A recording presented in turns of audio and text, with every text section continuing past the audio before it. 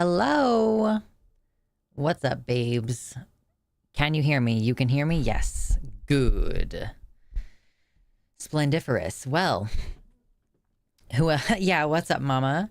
Who else out here living in existential dread? I would say, excuse me, I'm actually doing better than usual today, which is good. Which is also, it's also like, oh my gosh, I had therapy today. So sometimes it can be kind of surprising when you feel decent on a therapy day. What's up, Darth Gently? What's up, Lord Byron? Taking care of dishes while listening. Yes. Chores are always a fun time. See, I don't really want my hair up right now. Let's take it down. Well, it's only been a couple days since I've seen you last. How has the beginning of your week gone? Also, hello to the YouTube chat. What's up over there? Just started, gonna get warmed up here. Not gonna jump right into it. It's not like Phil DeFranco's show where we're like, and let's just jump into it. We're gonna ease into it. Take our time. We'll get there eventually. I need a little haircut. Yeah, let's see if I can do that before my next show. We'll see. Also, tomorrow, I'm gonna be on the Transatlantic Call-In show again. I'm pretty sure. I cannot remember which co-host I'm going to be. Oh, it's Josie Caraballo. So I'm going to be on with Josie tomorrow on the line. Hello, Kitty Tick. Mama says, sorry I missed the last few streams. We finally got my girlfriend moved to Washington State. It is really bittersweet because I'm glad she's out, but I miss her a lot. Yeah, I'm sorry. Hopefully you'll be able to save up and move up there.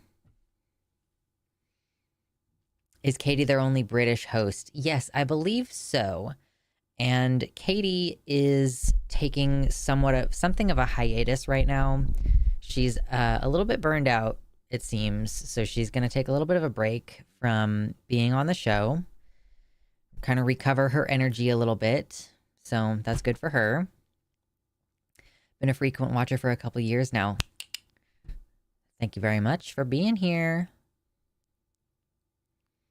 My wife and I used to argue over who would do dishes, like the brothers summon in Final Fantasy VIII. But now we keep track with magnets on a dry erase board. Yeah, you basically have to do some amount of delineation of labor. You know. The only thing I expect my partner to do, because he works more hours than I do, he makes more money than I do. The only thing that I want him to do is the cat box and also feeding the cat and watering him.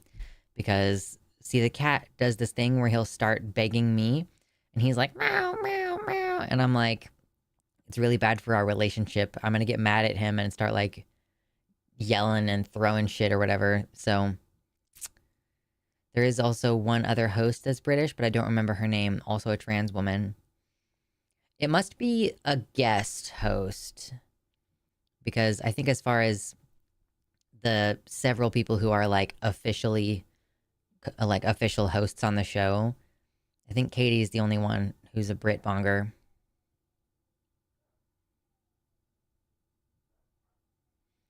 Yeah, I don't blame Katie for being for being burned out. Absolutely. I think we all have a tendency to we tend to watch the train wreck while it's happening because that gives us a sense of control. Like, if only I know everything about it, then, you know, and there's like no specific reason. It's like a nebulous sense of like, then I'll have a handle on it, then I'll have a grip on it. But realistically, you know, we all should focus on things that we do actually have control over. Like, I actually have control over the dishes. I actually have control over what we're going to eat for dinner on most nights, you know? Like, giving yourself something that you can actually do that might be related to everything else that's going on. Like, when I practice my archery, I am, yes, on one hand, preparing for climate change disaster and developing a skill that I can use to put food on the table. But it is also just a relaxing, repetitive, enjoyable thing for me to do. you know? So I try to get out as often as I can to go shooting because it's just, yeah, it's like, it's for me, it is serving my goals, but more than anything, it's like a thing that I'm doing because I enjoy it. Mother-in-law is in town visiting for 2 days, so that is fun, but it did give me good reason to get my house a lot cleaner. Visitors always spur on this desire to actually clean your shit. If you're here and you're enjoying the hangout, then press the like button. It always helps.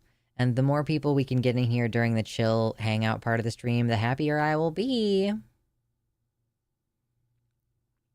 Can't stop anti-trans hate, can't stop the pandemic, can't stop global warming, can't stop xenophobia, can't stop racism, can't stop rising fascism, but I ran 6.5 miles on the elliptical today, so I've got that going for me. Precisely. Yeah. I am... I keep having these little things happen where I'm like, oh, I really shouldn't go to the gym if I have a gnarly sunburn on my shoulders, or I really shouldn't go to the gym if I just got the birth control implant in my arm, which I did.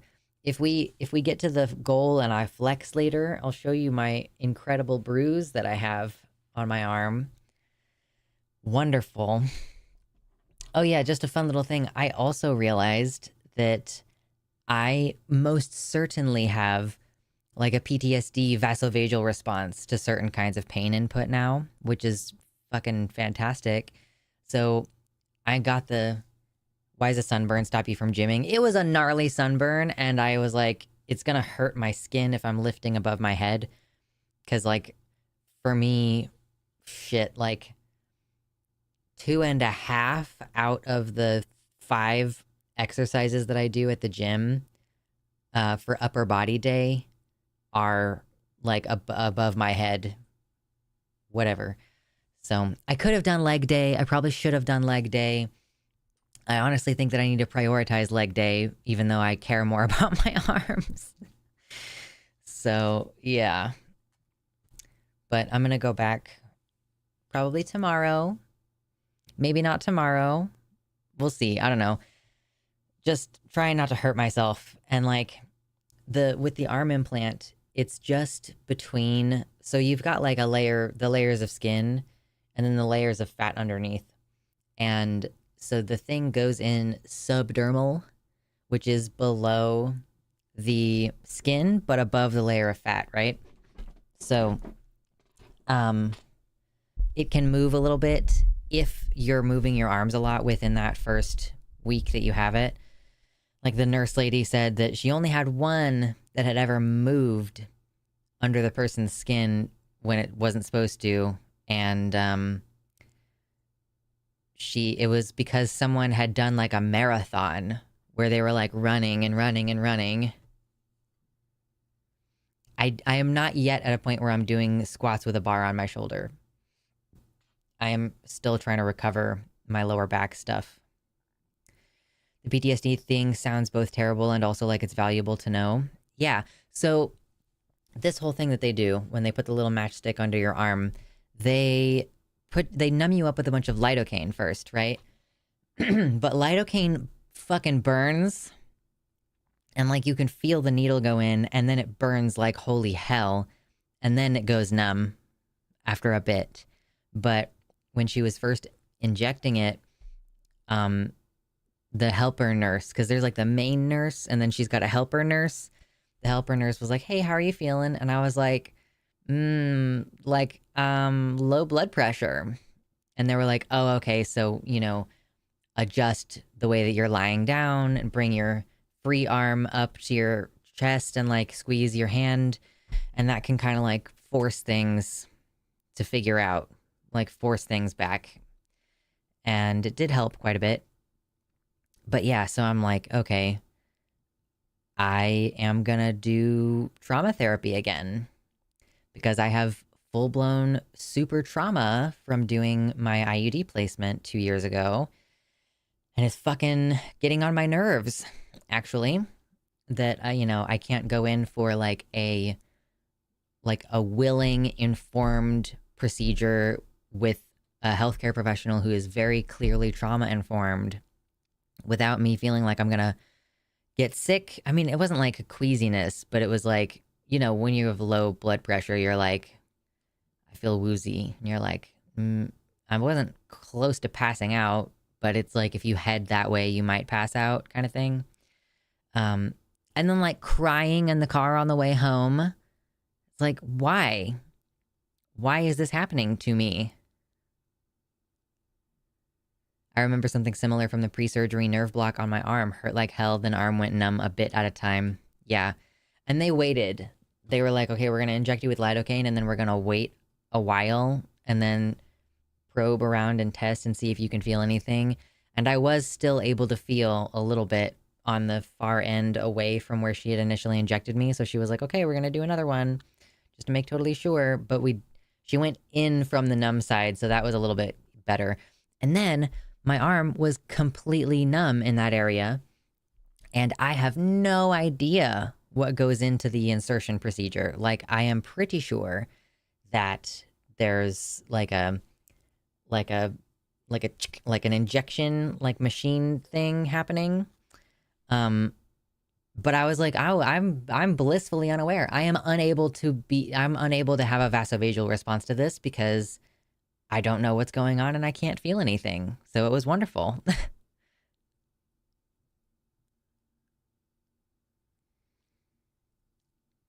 Oh, did you use trans tape, Fen? Did you ever interact with Diana Clarion, the Lavender Lady? No. I have not interacted with the Lavender Lady. Hearing most trans news makes me sad. True. I always feel, and this is part of the bummer thing for me, I would want to see, because it's kind of, oh, she told me to turn my head away. She was like, turn your head away when I do this lidocaine part. And I was like, okay. And then the same thing when she was poking me to see if I still had sensation. She was like, go ahead and turn your head. And I was like, I have no problem with that.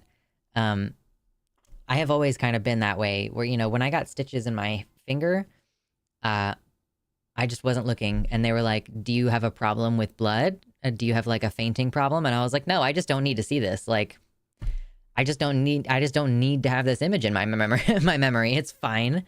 I trust you as a professional to do what you need to do. I just don't need to see it. Unnecessary. But yeah, I was going to say Pivoman Slovensko. Hearing most trans news makes me sad. I find it so difficult, even when the news itself is hypothetically good. Like, hypothetically, this news story is a good thing. Not anything in particular. I just mean any given news story. Like, oh yeah, we won in the Fourth Circuit Court of Appeals. It's, yeah, trans girls deserve to play sports. Yay, there's a win. It's hard for me to not always end that segment with, by the way, that also means that this case is about to be in front of the Supreme Court, because they're going to keep appealing further and further up. And this is a majority conservative court. And so good fucking luck. There's this tendency for me to still always see the good news in the context of the broader bad news. And it's also very similar to those stories that are like, oh, this 10-year-old did a lemonade stand and then donated all of the money to the school district to cover all of the students who have school lunch debt. And you're like, okay, I do see how that is kind of good news, but it's also bad news. Because why the hell are a bunch of children in debt for like food at school, a place where they are legally required to be? Like, why do these children have debt when they are legally required to be at school? Not a good news story. Or like, ooh, this college robotics team decided to build and donate a wheelchair to a kid who couldn't afford one. And it's like, why is a child who needs a wheelchair not able to get one because it's cost prohibitive? Why is there an insurance company that is able to decide whether or not this kid gets a wheelchair? It's a bad story. Like, this is bad news. It's a feel-good story couched within this broader context of we live in a dystopia. Yeah, Snoogan, basically, it's not that we won today, we just didn't lose again today with all this trans news.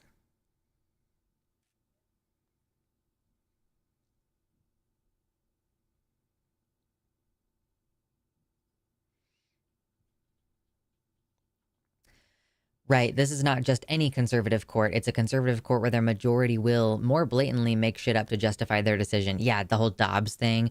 Well, abortion is not deeply rooted in our nation's history. First of all, yes, it is, but yeah, let's just make up some precedent that has nothing to do with the actual Constitution. It's good to take in the good because one bad weighs many times more than one good. I've heard that. I don't actually know, like, I mean, I'm sure that it's different from person to person, but generally I've heard that bad news has a stronger psychological impact than good news. So, like, you would need more positive comments to offset one negative comment. You know, if your brain gets one good comment and one bad comment, the bad one is going to stick out more. And, it, you know, on some level, it kind of makes sense because we are trained, like our bodies and our minds have evolved to notice bad things so that we can avoid them. Like to notice bad things because there are important lessons that can save our lives or, you know, preserve our social connections, which for a social species like ours, you know, social cohesion is a survival tactic for sure. By the way, hit the like button, please. I appreciate you. It's free, it's quick, it immediately helps the show. I love it when people come in and hang out during the hanging out part of the show. Yes, the dystopian stories repackaged as heartwarming content. Makes me super sad how often that is the good news. Yeah, can we just get some good news that is not couched within the bad news? This is part of why I'm shifting focus over onto my other channel, which I need to put a link in the description to. I haven't done it yet, but I want to focus on other things. And it's the same as the archery.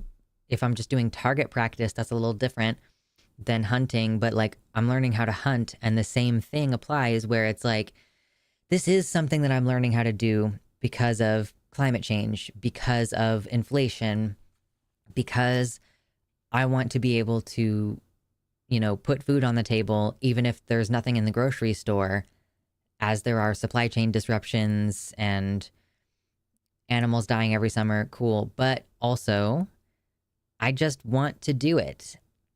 It's a really cool set of skills to have. It's fun. Like there's sport to hunting. It's tapping in to some like deep evolutionary instincts.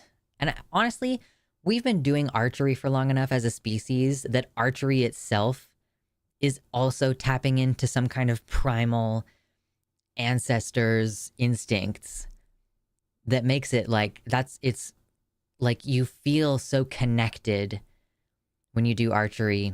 I mean, I would say I would feel less that way if I was using a compound bow, but I use a recurve bow, like that one right there. You see it? My recurve bow. I would definitely feel, yeah, less that way if I was using a compound bow. But using a traditional bow or a recurve bow, you're like, oh, I'm connected through tens of thousands of years to a lineage that has fought and struggled and, you know, had to hunt and forage and then develop farming. Like all these things just run so deep in your blood. And I think it's good to engage those things. I learned this in a pedagogical context where you're supposed to be conscious of how much praise versus criticism you dole out to students because they will remember negatives far more. That's true. Compliment sandwich bullshit. Yeah. You're doing great. You're doing great. Just a little bit of feedback. You've been late a few times recently, and we want to make sure we're addressing that. That said, you've been working super hard, and we really appreciate that. You know, like you have to, like one compliment, one criticism, one compliment. I'm kind of at that point in my life where I'm like, I don't really want to hear criticisms. Like, sometimes constructive criticism, sure.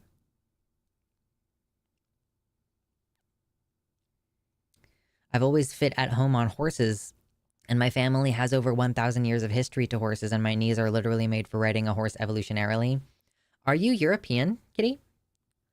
Because, like, we didn't have horses in, like, North America, but I guess it was more of a tradition in, like, Spain and other places in El Europe. I don't actually know how to say Europe in Spanish. Don't come for me. Ooh. Volk says the Fourth Circuit is saving my ass right now. Ohio won't allow gender marker changes while their Supreme Court decides, but West Virginia will. They have to honor Title IX. Mix of European. I've been wanting to ride a horse. Like, I'm like, where is this desire coming from? I've ridden a horse, I think, twice in my life. Once was at like a family reunion where it was kind of a guided, just get on the horse and it's going to follow the horse in front of it kind of thing, just at a walking pace. And then the other time, my grandma, who lived in Colorado, had a neighbor with horses, and that horse did not respect me. That horse walked me under a pine tree and like walked me through the branches of the pine tree. I was fine. I didn't fall off or anything. I just got a little bit scratched up, but now I'm an adult and I have so much more confidence now. I want to ride a horse. I want to be like, hey, you're going to do what I tell you to do. And of course, I've never gone with any speed on a horse because I was a literal small child the last time I rode one. I guess small child. I was like 11, max 11, 12, maybe, a while ago.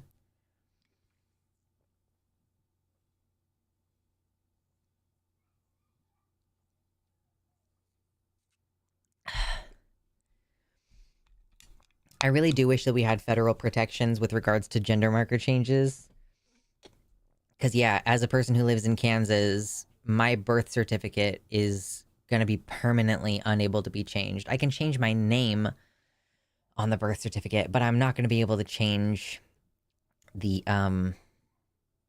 gender marker ever.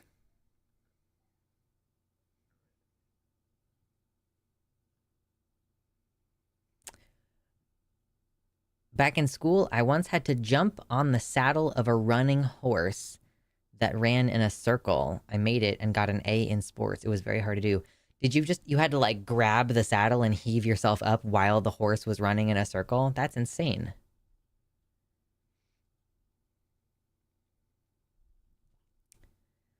I want to convert a few acres into grazing and put in barns because they cull the wild herds in Oregon every 2 to 5 years, and I would love to adopt a few wild horses and make them my friends eventually.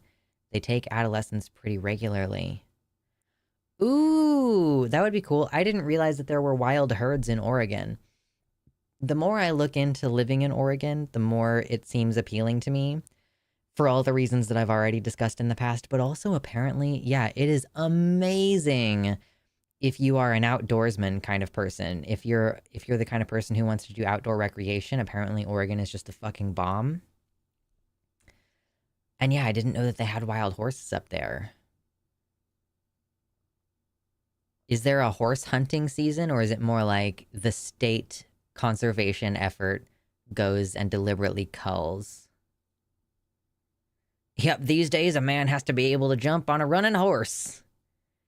You grab the pommel, I think is what it's called, at the front of the saddle. You put your foot first into that stirrup, is what it's called, and then try to pull yourself up with a wide swing on the other leg. Yeah, while that bitch is running, that would be difficult. What a hell of a skill. Amazing.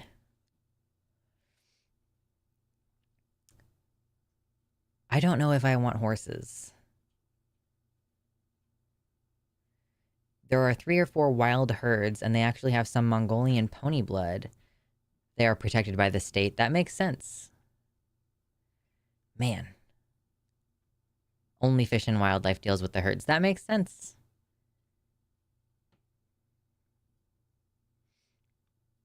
There is a bear hunting season, as I understand it. When Dwight on The Office suggests a horse hunt for a birthday party, that's a real thing people do. I'm gonna guess that what Dwight is referring to is more like when you all are riding horses and you go for a hunt, but I have no idea.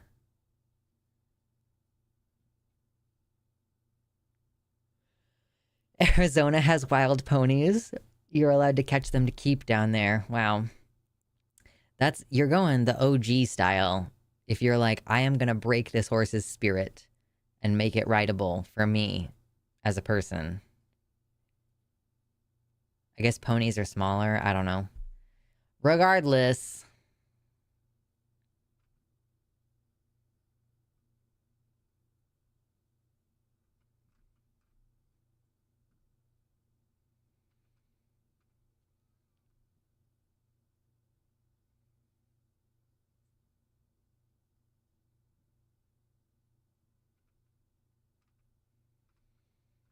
Mm-hmm.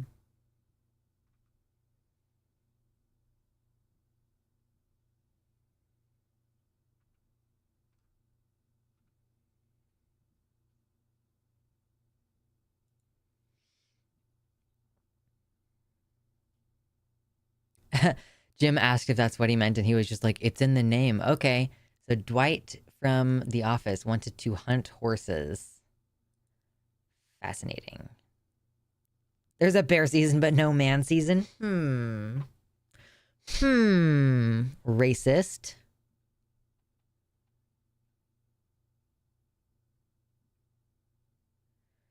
Oregon has black bears. Up in the higher mountains, you might see a brown bear, but the grizzly is extinct in Oregon. That's good. I know brown bears are bigger than black bears, but the grizzly is the one that's like real big.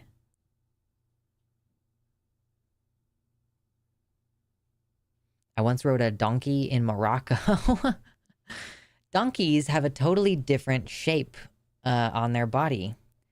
And so do mules, I think. So you have to get like a custom saddle for them.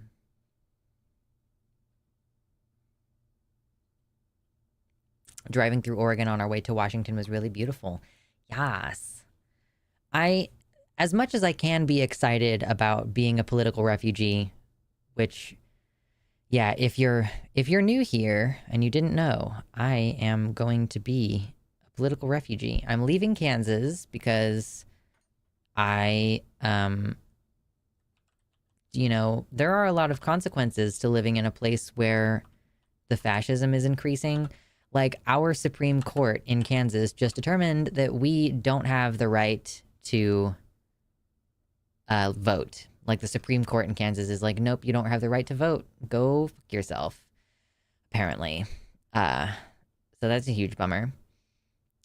And, like, yeah, a bunch of other things are probably going to flow from that. And I'm not really excited about the prospect of staying here. So it's, necessity is what's making me move away. But there is at least like an earnest desire for what is there in Oregon. That it's so beautiful, the mountains are gorgeous, it's very near the ocean, even though I'm not a big ocean person. Like there's a lot of things to look forward to, basically. Even though I don't fucking know anybody who lives up there except for Kitty Tick. As a former Arizona resident, I am super happy to be out. Yes. I want to ride bears in a wild human hunt. True.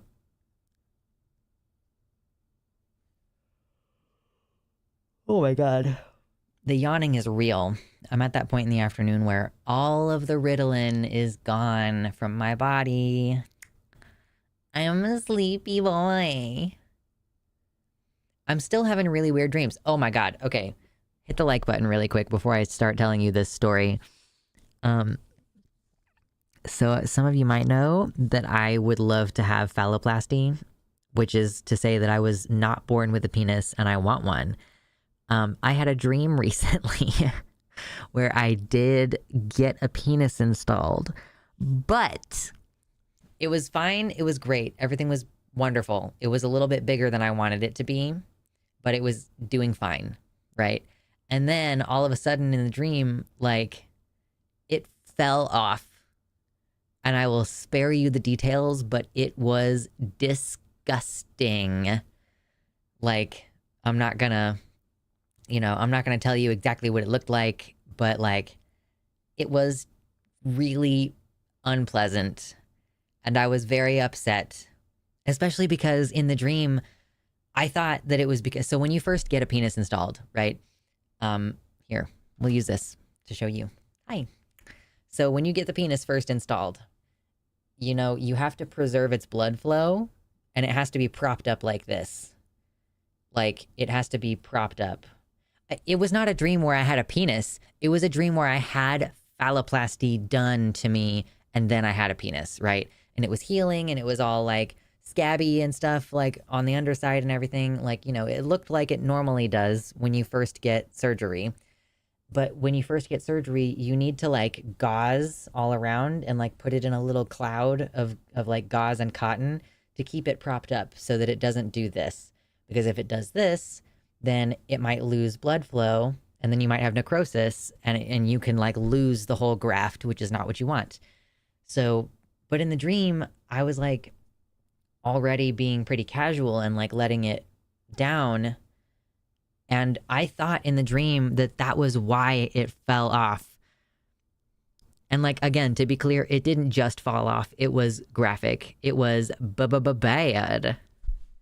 Like all of a sudden, all the parts that were healing well were like not anymore. It was horrifying. So it turns out I'm still having very stressful dreams.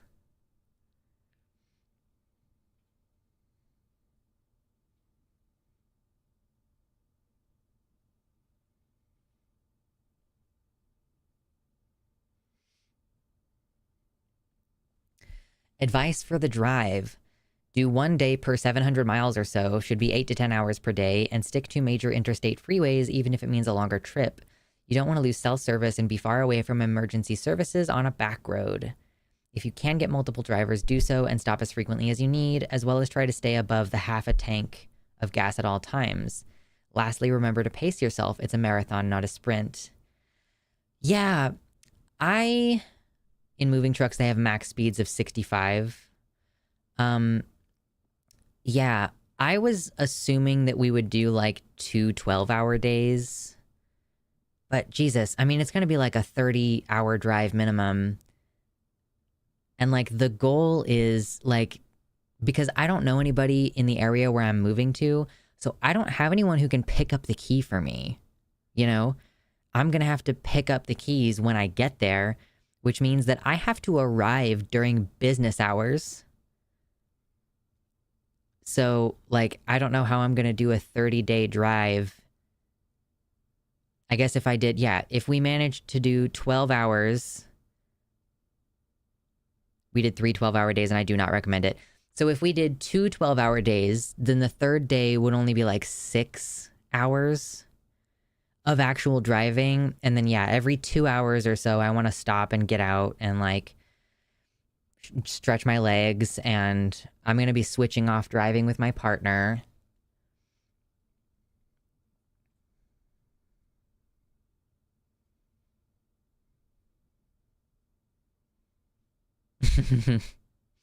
They do be dropping off on their own sometimes. Darth Gently says, I had a dream where I had a sort of cis peen that I was able to touch, but that dream also spanned around after I enjoyed the sensation a bit. And the peen literally suddenly got longer and longer and seemed like a literal hose. No! Yes, the dream had bleeding and such. It was awful. But then I got a second phalloplasty, and it was much more to my size. I don't want a big, giant dick. Like, you know, I made this from crochet, right? It's got a sock in it. And I made this to kind of approximate like how big I would want it to be. And it's kind of stretched out a little bit at this point. But like, if it was 4.5 inches long, I think that would be the maximum for me. I think that would be the max that I could handle. When I wake up and am on the other side of bottom surgery, I just get lots of hate still in my dreams, even more than I did before surgery. Guess there's some worry about never being accepted. Waking up in the dream. Yeah. It was crazy.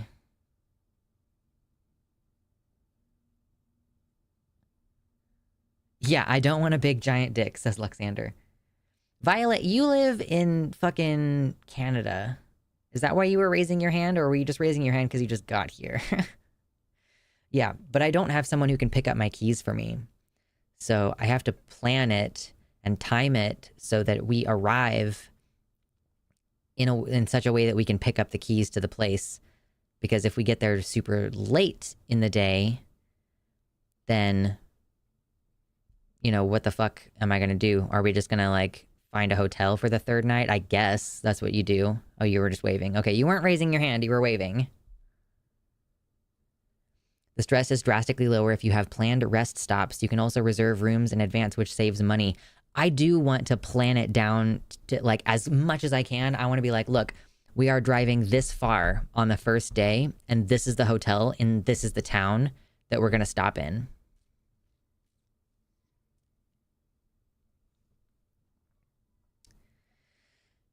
Genuine but probably inappropriate question. No worries. I'm talking about it, so it's no worries. Are phalloplasty dicks growers or showers as a general rule? So phalloplasty pretty much is always going to be a shower. They can inflate and deflate, as it were, but they always stay the same size. I mean, obviously, like, a little bit of the girth might change a little bit. Deflated versus inflated. And when I say deflated versus inflated, I mean saline, not air. But, yeah, they're pretty much always growers. So that's the thing, is like, do you want to have any more than this in your pants? Like, yeah, okay, maybe for sex you want it to be bigger, but this is what you gotta deal with all the time. You gotta deal with this when you're at the gym. You gotta deal with this when you're riding a bike. You gotta deal with this if you're a kindergarten teacher. Like, it's just there all the time. So, this thing is so dusty. I haven't actually worn it in forever. I want to make a new one that's more like skin colored.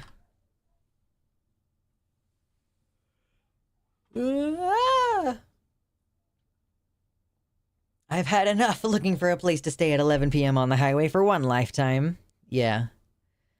I feel like maximum we can do is like 14-hour days, and that will not be fun.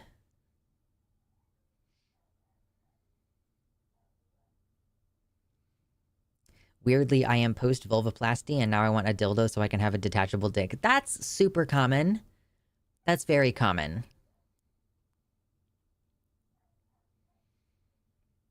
You know that one packer that literally you can just put over your already grown T-dick? I've always wanted that one. It's like a finger hat.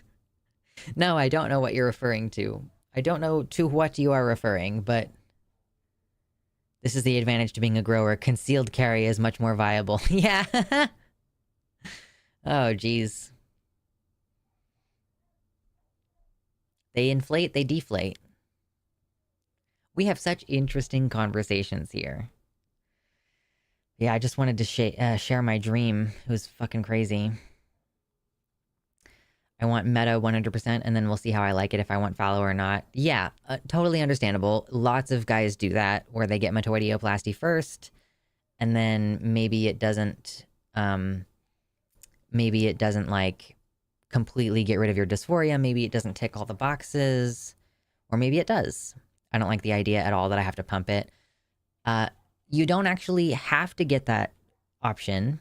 Maybe you know this already, but there's also the semi-rigid rod, which is just like, it's malleable. It's always got the same level of rigidity, but you can, like, move it and put it in different locations. Like, you can push it down to make it flaccid or put it up. But I will also say that guys who have the pump thing, it's for them, it's basically like they're just playing with their balls and then they're getting hard while they're doing it. So it's not, it's a lot more intuitive than you might think, because that's where they put the little pump thing, is in one of your testicles. It like takes the place of one of your testicles. And because I don't want testicles, I don't have that option for the inflatable thing, because you can just get it put in your labia majora, but that would be awful. I don't want that.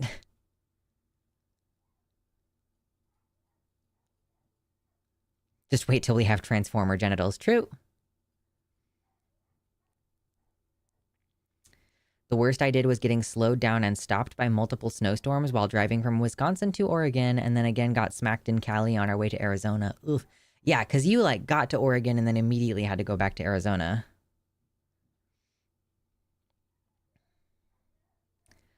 I had a dream where I was in some kind of stay out of the dark game and we all had candles, and then we were huddled around the last candle and it went out.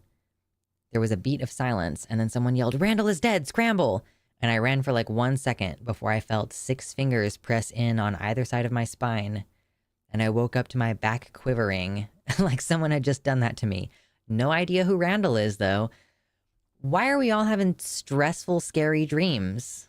Why? Why this happening? Why? Why you do this, brain?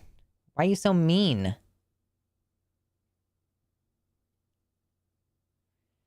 My doctor was extremely unsettled when I mentioned I want a robo-vagina when the tech is there. Your doctor doesn't know enough trans people, apparently.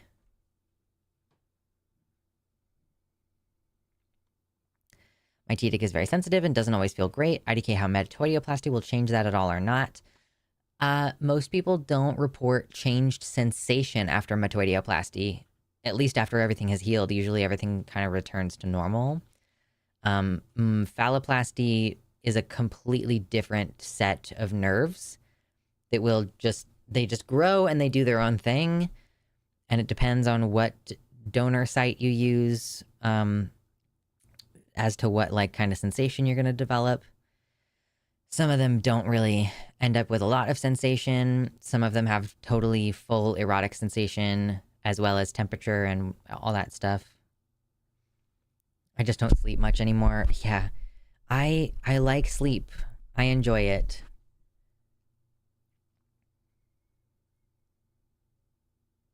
You must realize the truth. There are no genitals. Oh, geez.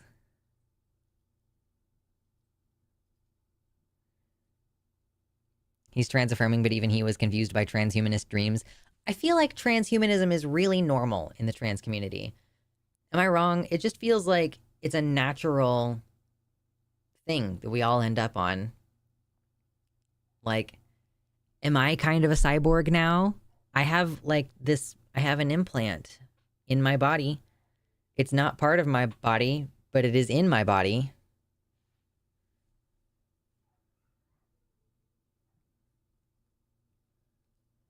You will see it's not the genitals that extend, but actually yourself.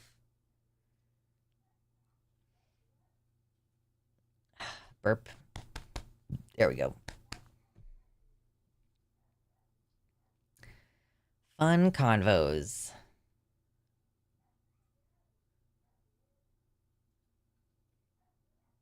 Your cyborg with the first operation. I really enjoyed Philosophy Tube's video about transhumanism. The idea that it's like, it just means technology to change yourself, technology to augment yourself. So if you are taking antidepressant medication or anti-anxiety medication, I think was the actual example that she used, is that not already some kind of transhumanism? Because medicine is a technology and anti-anxiety medication is a technology, and you're using it to change who you are on some level.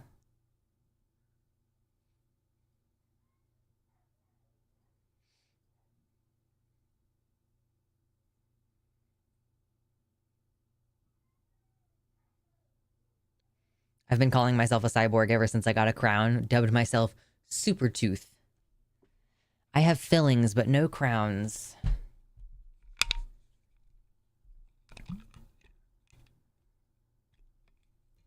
Water. Hydrate.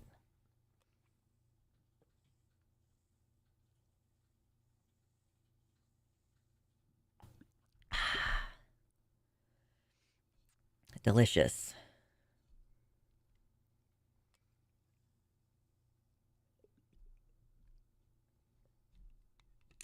If you're wearing clothes, is that transhumanism? I think that the idea behind transhumanism is that you are changing something about your body. And I think clothes, I think most people would feel comfortable saying that clothes are not part of your body. They're outside your body.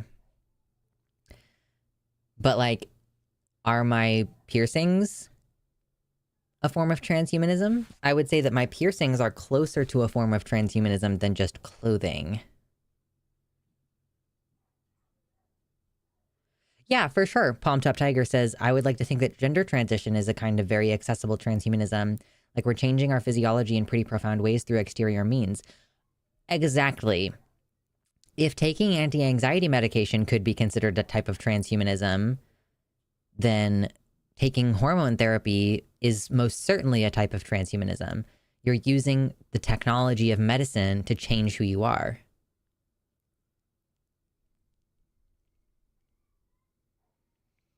Exactly, yeah. It makes sense that the Venn diagram of trans people and transhumanists is close to a circle engulfed by another circle. Like, it makes total sense why Abigail chose to do a video about transhumanism, because there are a lot of really interesting philosophical questions with regards to using technology to change your sex.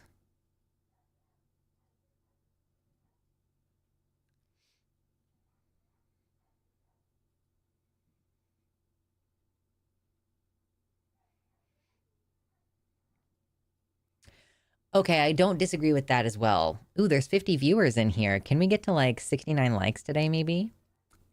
We will start talking about the actual news in a bit, but I enjoy kind of just shooting the shit and talking about whatever for the first part of the show. Excuse me. The only reason I see to be opposed to transhumanism is the way those technologies interact with capitalism. For example, look at how many chimps Elon has killed. By the way, are y'all able to hear any weird sounds in the background right now when I'm talking? Like, because there are sounds in the background while I'm talking that I don't currently have any control over. But if you all can't hear it, then it's really only bothering me and not any of you. But yes, the whole concept of transhumanism, like with the example of how many chimps Elon has killed, that's one thing. But one of the other things as well is, I don't know if any of you have seen Repo the Genetic Opera. What's up, Prosy Rosie? What did you, which recent video did you mean? But Repo, imagine you need to pay a subscription to use your robot hand. Yeah. So Repo the Genetic Opera is a movie that is basically about a future situation, a future dystopia where a lot of people started having organ failure, right? And a lot of people couldn't afford to get organ replacements. So there were like some folks who started, like this company, GeneCo, starts doing like payment plans for your organs, right? And then they GeneCo lobbies the government to legalize repossession. So then the movie kind of follows the plot of one of these repo men who was like, basically their job is to kill people who have not been paying for their organs and to take the organs back and, like put them, I guess, hypothetically in other people, like repossessing the organs, right? And that's like a dystopia where transhumanism aligns with capitalism in a way that is horrendous. It's an opera that was filmed, then adapted to film in a moderately alright film. Wait. It was... I mean, it was like a series of short operatic pieces, but then, it was put into one movie. And it was filmed specifically for the purpose of it being that movie. Well, the thing is, like, when I am speaking, the gate is open on the microphone, and then background sounds can happen. Like, if someone is running water in the sink, you can hear it, but only while I'm talking.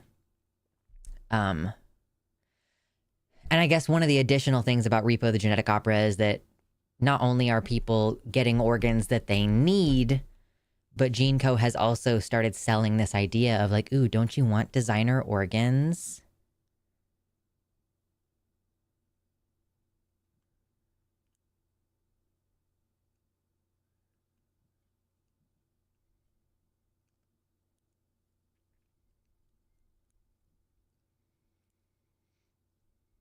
Imagine ads playing across your cybernetic eyeballs. True. The suicide video. Yeah, I know. People were upset at the presentation. So people were so upset about the presentation of the message that they were completely fucking stupid and missed the point of what I was saying. Like, so many people missed the point of what I was saying, and I got tired of trying to explain myself. So I just took the video down. Because I was like, 4,000 people have seen this already. Like, I'm not going to continue trying to explain myself. Miriam, welcome to the website. Thank you so much for hanging out.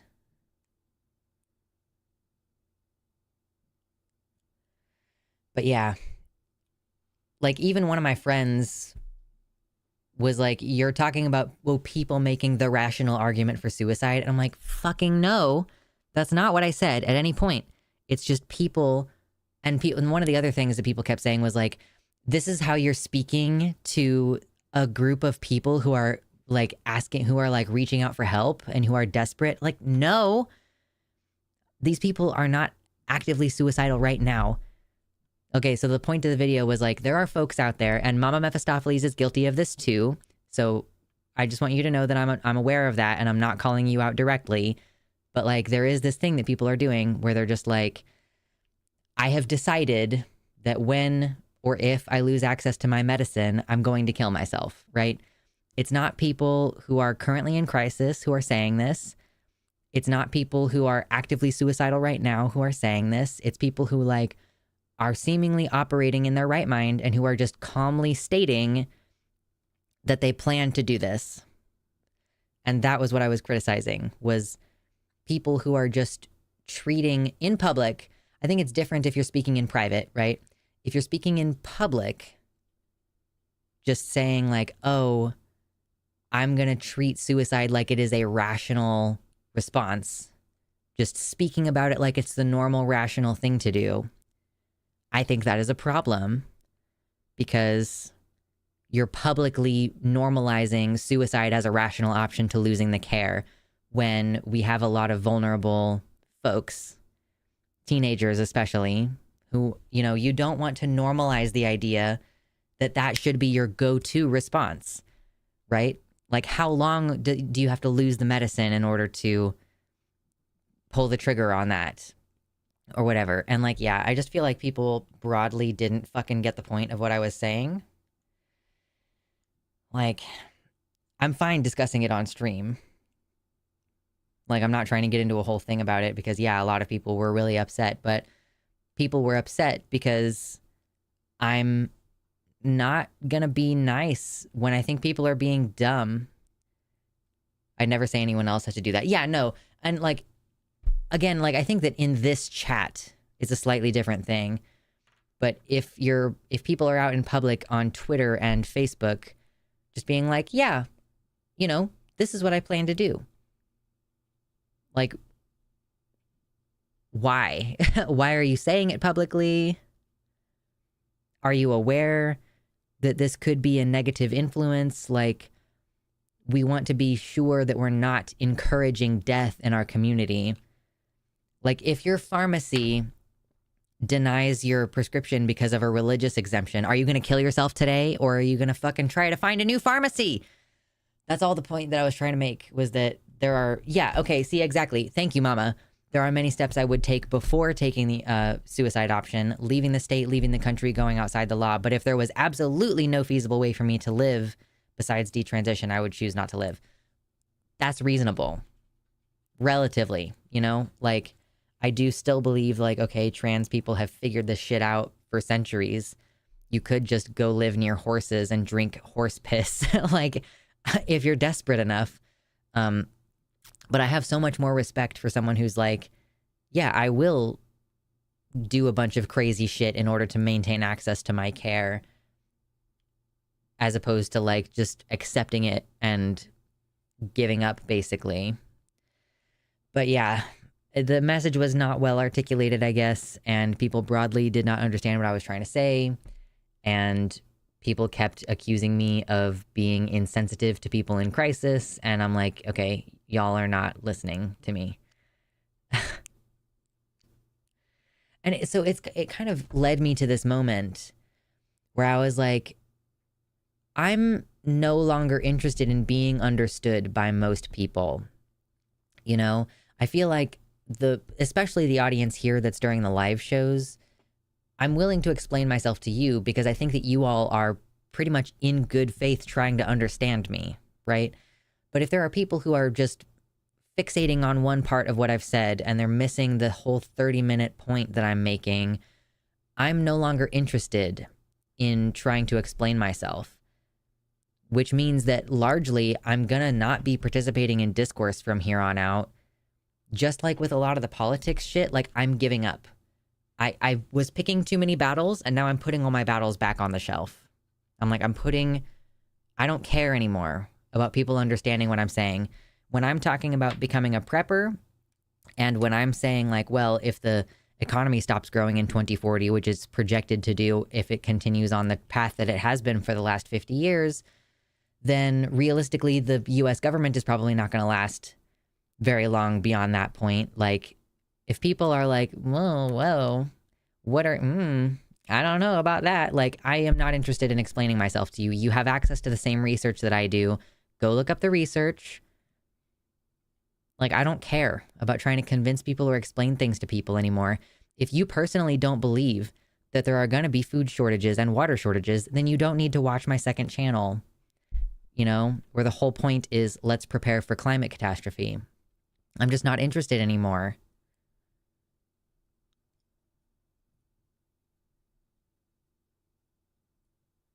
The harsher thing to say is that killing yourself in response to systemic oppression is handing your oppressors a bigger win. I mean, but it is literally true, though. I mean, you know, if conservatives know that we are suicidal if we don't have our care, and they're denying us care, then, like, you are, like, they are winning. You have lost if you are denied care and you lose care and then you kill yourself. Like, that is the game that they're playing, and you have lost it. And yes, it was harsh. Like, I'm not denying that what I said wasn't harsh. I'm trying to cancel you at all times. I'm just bad at it.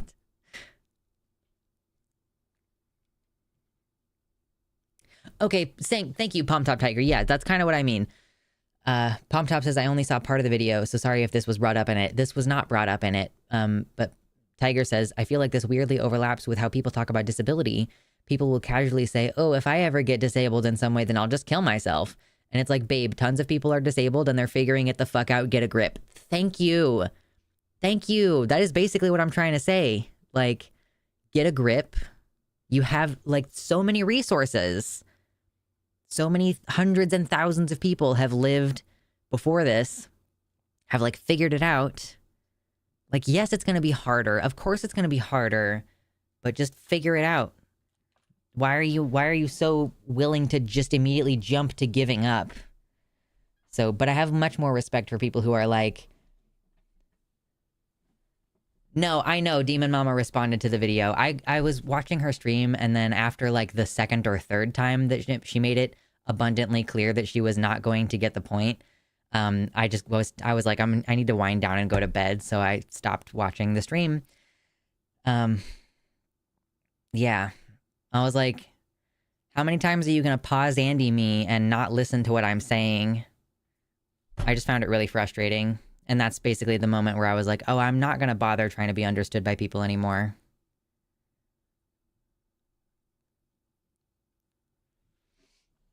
I think I missed that video. Oh, I'm sure. And now it's been put on private, so nobody can see it. I was not kind in it, to be clear, because I was addressing people who I thought were being deeply and wildly irresponsible. I think one of the things that is worst is people saying they know what they would be like if they experience a crisis. Unless you personally have experienced something, it's not fair to say you know what you would do in that situation. Being disabled is a crisis in some cases, but we don't know what we will want in that circumstance until we're there experiencing it. Yeah. And I think that this goes along too with the whole, excuse me, oh my God, I'm so burpy today. Happiness tends to like level out. If you're a person who has a very optimistic disposition and you become disabled, you might be upset for a while, but then it'll balance back out. And if you're a person who is really easily upset all the time, and then you win the lottery and you buy an amazing house and you're able to provide all your needs and you can start spending money on your hobbies and everything, then you're going to be happy for a while probably, but then you'll return to your baseline because humans just kind of adjust to change. We adapt and then we get used to the new baseline. It just needed more elaboration, but the video is on point.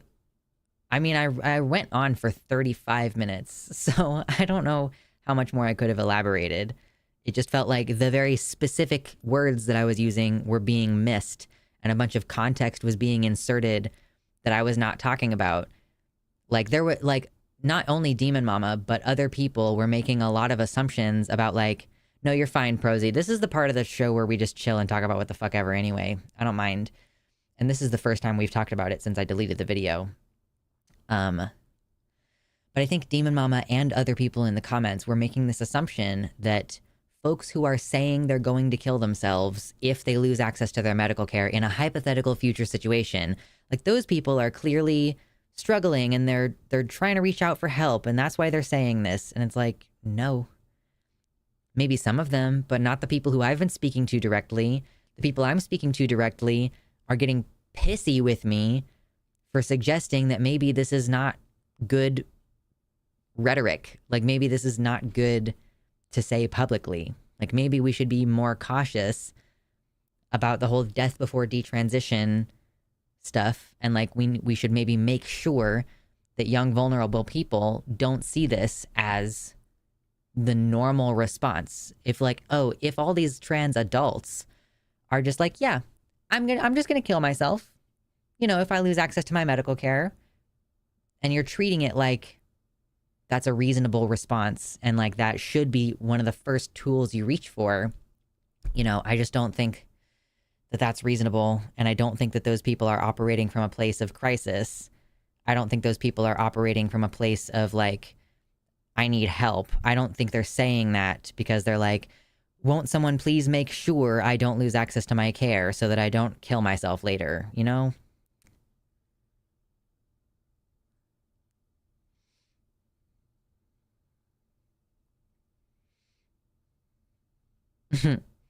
Listen, I love Demon Mama. I just really felt like I was not being understood. And I found that personally frustrating. But I still think that she has a good message. Like on the fundamental basis, she and I agree. The message of the video was don't die. I was just saying it in a way that was a lot less kind. And like, I don't think I always need to be kind. I think sometimes people need to get smacked the fuck upside the head because they're being stupid. And that's kind of what this was verbally. It's like, you are being really irresponsible. And also, I think it is kind of weak shit if you can't, like, yes, unless that's a fucked up thing to say, and I will admit it. I think if you're just like, shrug, whatever, I'm just gonna kill myself because I can't get access to this medicine.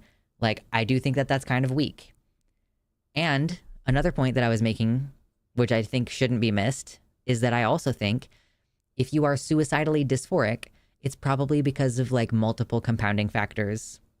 It's probably because not only are you losing access to your medical care, but also you have family rejection, or also you just had a bad breakup, or like there's almost always like some compounding factor.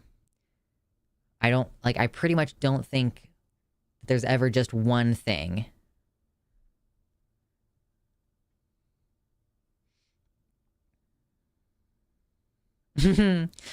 I'm no role model, but I do care deeply about my trans babies with their Coco Melon FNAF addled minds. Yes, I care very much. I don't want us to lose, because for me, I'm also seeing it as not only are there these legal restrictions, but there will be shortages. Gasoline prices are going to go up, and like it's going to be harder and harder to it's a finite resource and we're going to run out of it eventually. So it's like, how are the trucks that transport medicine around, how are they going to get the medicine around? Like if we have not just a legal change, but like we're having a difficult time getting a hold of the medicine for like other reasons. Does this mean we're going to lose a chunk of a generation of trans people? Like, was the same number of trans people going to kill themselves 200 years ago before the medicine was available? And like, that's another question that I had was, did the suicidal rate change across the whole population of human beings when trans people started being more normalized, or when trans medicine started being more normalized? Like, was there an epidemic of trans suicide before this medicine was available ever in the first place? Or is this a phenomenon that exists now because the care is available to some people and not other people,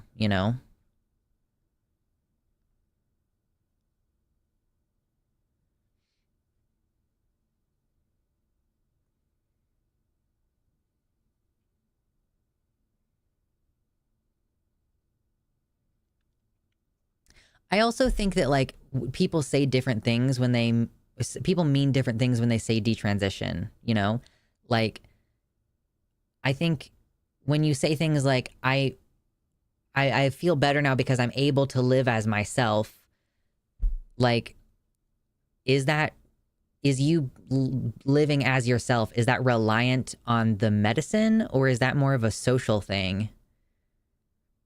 Because like, detransition, and this bothers me a lot too, because people used to accuse me of being a detransitioner. Thanks, Calvin. Calvin used to accuse me of being a detransitioner because I was not taking testosterone anymore at the time. And like, I have been on and off testosterone because I'm non-binary, and it doesn't always work for me. Like, I don't want to be on it forever. And that's just my dysphoria. Like, I have dysphoria about some things, but not others, and some things, but not others that you would probably be surprised by. But like, I never detransitioned. I changed what hormones I was on, basically, but I never detransitioned because I've always been trans the whole time. I've always identified as trans. I've always been out as trans.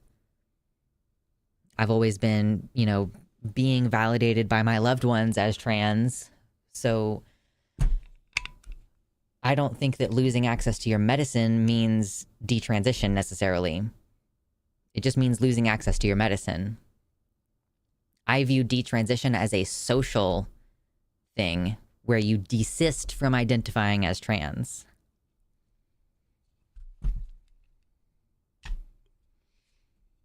Testosterone is poison to me, but if I had community, I'm sure I could muddle through for a while. Sure.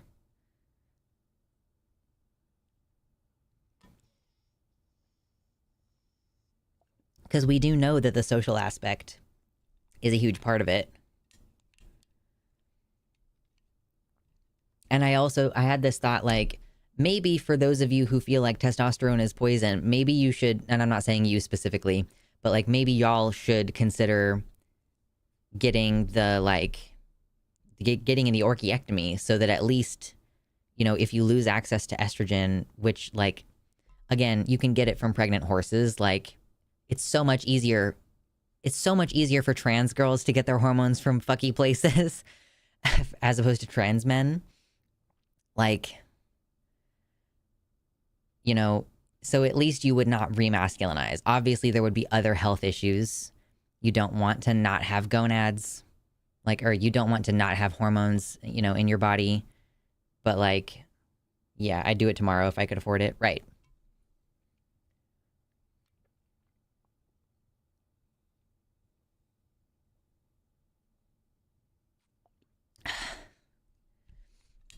Captain Vaughn says, we don't have easy access to support networks anymore. Everyone is more separated and the general population is more depressed and suicidal as a whole. True. Yeah, that's fair. Rosie. Oh, making the Vosh horse dick jokes. Uh-huh. But yeah, I do think we are dealing more broadly with a kind of epidemic of loneliness and an epidemic of suicide. And, you know, like, our society as a whole is very disconnected. So listen, if any of y'all move up to Oregon, let's establish mutually supportive relationships. Wouldn't that be lovely? Or maybe some of you are going to move to Seattle. That's kind of far away from where I'm planning on living. But, like, let's create some tight-knit in-person communities. Oh my God, the burps. Why? Still looking forwards to the day in the future when one shot turns your gonads into ovaries or vice versa. I did see that on my Twitter timeline. I don't know if I saved it.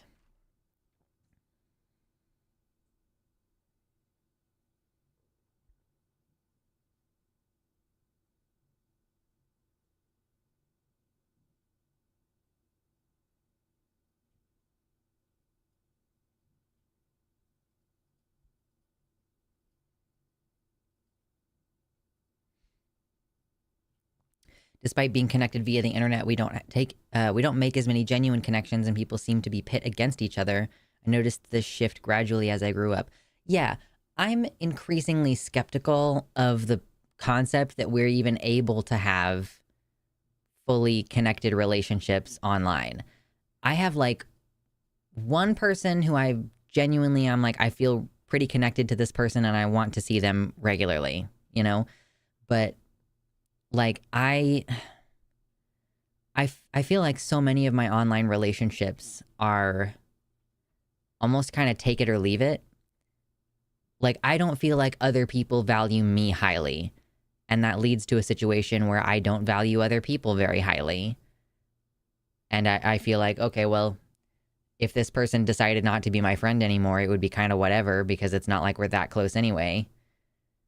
But that might also be because I have a hard time getting close to people. But I fucking hate DMing, honestly.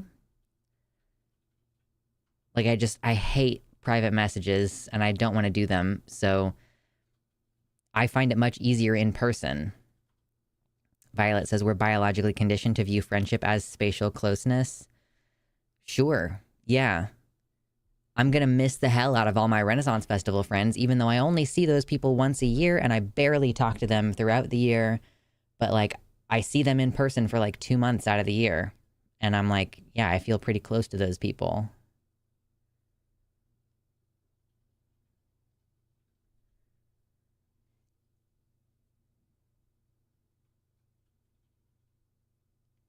And I don't even have any relationships between myself and other content creators, to be clear. Vosh has always been friendly to me, and he's answered all my questions when I've asked him for advice. I could see myself being better friends with Vosh if I lived closer. You know? Would you want to talk to Demon Mama, or are you chill? Like, would I want to talk to her about this issue in specific? I've had other things that I've messaged her about and asked her if she wants to talk about them, but she doesn't respond to Discord messages as much. I message her on Twitter sometimes, and I'm like, hey, congratulations, you're almost at 30,000 subscribers. Isn't that exciting? But yeah, I mean, I don't know. I don't really know if I feel like I want to explain myself on this one. Like, I don't know if I'm going to be able to explain myself any better. And I don't want her to feel like, oh, I'm trying to... Whatever, it's fine. She didn't understand what I was trying to say, and it's fine. She didn't reach out to me privately to say, hey, I really had an issue with this or whatever. Like, it's fine. I think being with people physically changes relationships a lot, and I never realized this until I saw my partner in person. It was so different, and seeing their face, knowing they're there, and hearing their voice made it feel more real. There's a reason why long-distance relationships are so difficult, is because maintaining the connection is so hard.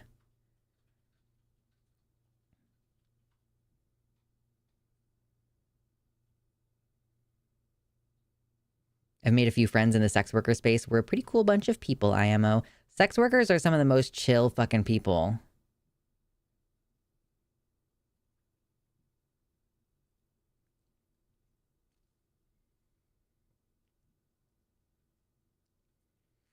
The internet hasn't always existed. Remember that we can still find queer people if shit hits the fan. We've always had community. We'll just have to have it in person. It's definitely difficult. Yeah, I'm assuming that my relationship with Demon Mama is not like, it's not going to be impossible. If I wanted to have lunch with her at some point, I'm sure that she would be like, oh, cool, whatever. I'm just going to let it pass. Like, I'm just going to let some time pass. Before I try to, like, talk to her more. It's fine. But yeah, no, it was definitely more difficult to find people when we were all, you know, the planet is just as big as it always has been. And finding connection with gay people, you know, we can send letters and stuff, but that doesn't necessarily mean that we're going to be able to get close to each other. And there's always going to be gay people being born in bumfuck fucking Alabama. And those people are going to be pretty isolated, you know? Maybe she'd have you on the stream for a convo about it. Maybe. I don't want to, like, push it. Like I said, you know, we're not really close friends. We're just, like, friendly colleagues, I would say. You know, there was definitely a time where I was like, oh, I would definitely love to be friends with her. But it's just hard for me to do that. Like, it's tough for me to make those moves and then be like, let me drain your time. And because it does come off weirdly transactional, because I'm a smaller streamer, my channel is slightly bigger than hers, but the stream is much smaller. You know, Demon Mama reliably has several hundred people watching her show, and so she is a bigger streamer than I am. So it's like, yeah, I don't want to be, like, weird. And frankly, maybe she does like me less because of what I said in that video. Like, and I have to be okay with that because I don't really take back anything that I said. How's your day? You know, it's okay. My arm, like, I dropped something earlier. I dropped my keys or something and I went to grab it and I, like, smacked my arm against my body and it fucking hurt. Oh my God, it hurt. Here, I want to show this off. I'm not going to flex because you have to donate in order for me to flex. But I'll censor part of my arm that is the part that's the flexing part, and I'll show you the bruise that I have and subsequently the Band-Aid that I have. So this is what's going on with my arm at the moment. This Band-Aid is much bigger than it really needs to be because I just have, like, a tiny little insertion wound right there. But I have... Let's see. Oh, it's right there. I have a little metal, or not metal, I have a little plastic rod in my arm that's, like, oozing hormones out into my body. And it kind of fucking hurts because I only just got it done on Monday. Ah! Okay, there we go.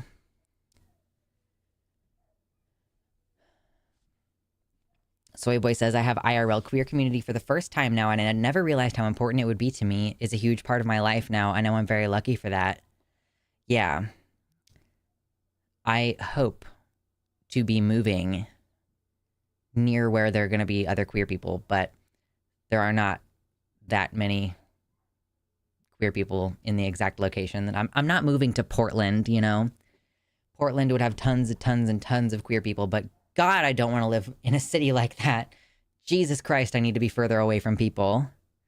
Love the hoodie logo, by the way. Oh, thank you, Violet. You know, what a great opportunity to say, this is the logo for the channel, and you can get one of these hoodies for like $35, which is significantly less expensive than most branded YouTubers' hoodies.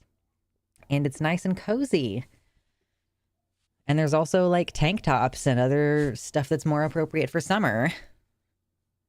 Click the link in the description, babes. Thank you for supporting the show. Ooh, we're so close to 69 likes, too. Oh, 69.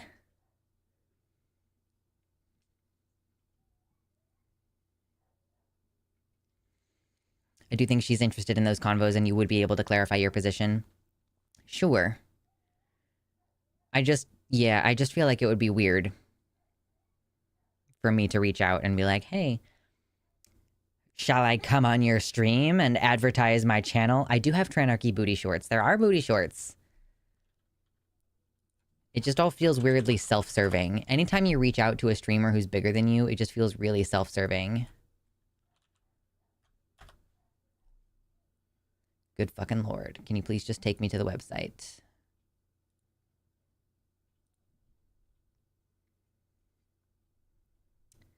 Okay. Yeah, look at this. There's booty shorts. They're kind of expensive because for some reason the production of these is kind of expensive, but yeah, you can definitely get booty shorts. Isn't that wonderful?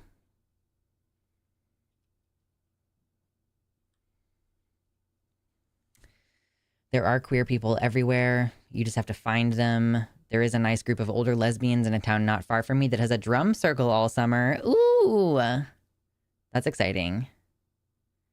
Yeah, I you know, like the great thing about this website is that everything is made to order and I am able to choose like which items I want to have available.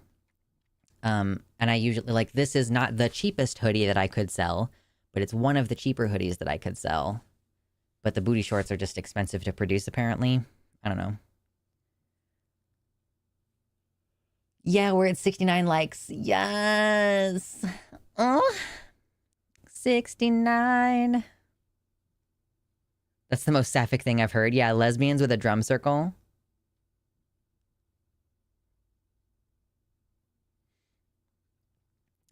I think maybe you're not valuing yourself enough in that equation. Ultimately, it'd be up to her anyway, so it's not like you lose anything. Either she respects you enough for a conversation or doesn't. I mean, true, fair enough.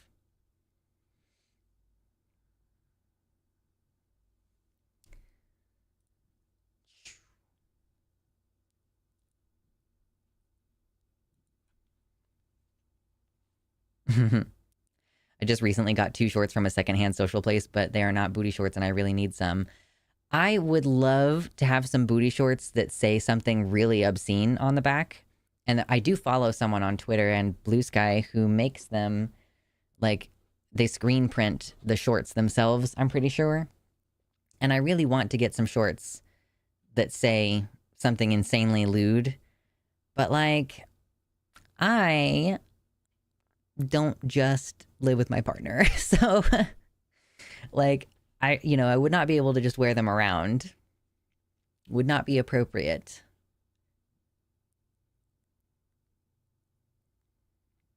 Fucking true, soy boy. The thrift stores in my area have all raised their prices a bunch, and I'm pissed about it. I don't know for sure, but something tells me the staff didn't get a raise either. No fucking kidding. It's like, you go shopping at the fucking thrift store, and it's like, why is this tank top like $6? Why? Yeah, Demon Mama has talked to worse. For example, Riley Grace Roshong. Oh no! You're not wrong. You're not wrong about that. I do know a sapphic musician who has booty shorts that say gay ass on the back of them. They're in her merch store. Nice. Yeah, these shorts, like, I'm not able to put the design across the whole ass. I can only do one cheek or the other. It just doesn't work right. True, exactly. There are times that Walmart is cheaper than thrift stores on the clearance sales. Moving back in with my parents for a while soon, so a lot of my lewd stuff is going away for a while. I'll have to make my OnlyFans content at friends' houses too. Demon Mama and Riley Grace Rochong, famously on this end of the internet, nothing went wrong there at all. Nothing has ever gone wrong with Riley Grace Rochong and Demon Mama. What are you talking about? It didn't, like, seriously damage both of their communities or anything. I guess mostly it damaged Riley Grace Rochong's community and not so much Demon Mama's, but yeah, goodness. Honestly, I just am uncomfortable with disagreement too. So I'm like, I would rather her just have her opinion of me and disagree with me and then let's fucking move on. And like, cause I did want to talk to her at one point. You know, Demon Mama takes these kind of breaks and she goes on these vacations and you'll see pictures of her like with her partners in the mountains and stuff. And I wanted to talk to her about like the political significance of unplugging or whatever, like the political importance of not being on the internet, basically. And she just never got back to me on Discord about it, which is, again, not a big deal.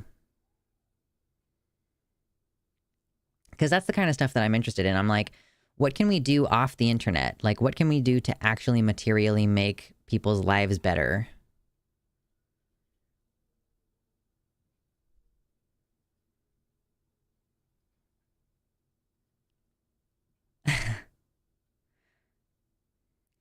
Eric in the YouTube chat says, I started block printing obscene patches for my partner and myself. Originally started off with fake skinny puppy cover bands riffing on him being a furry. It's now gone downhill to blasphemous thought jokes. Like THOT, thought. That hoe over there. Fun. Fun, fun, fun, fun, fun. Okay, let me do a quick overview of what I want to discuss today. We might not move into the news right now, but I do want to talk about it a little bit at least.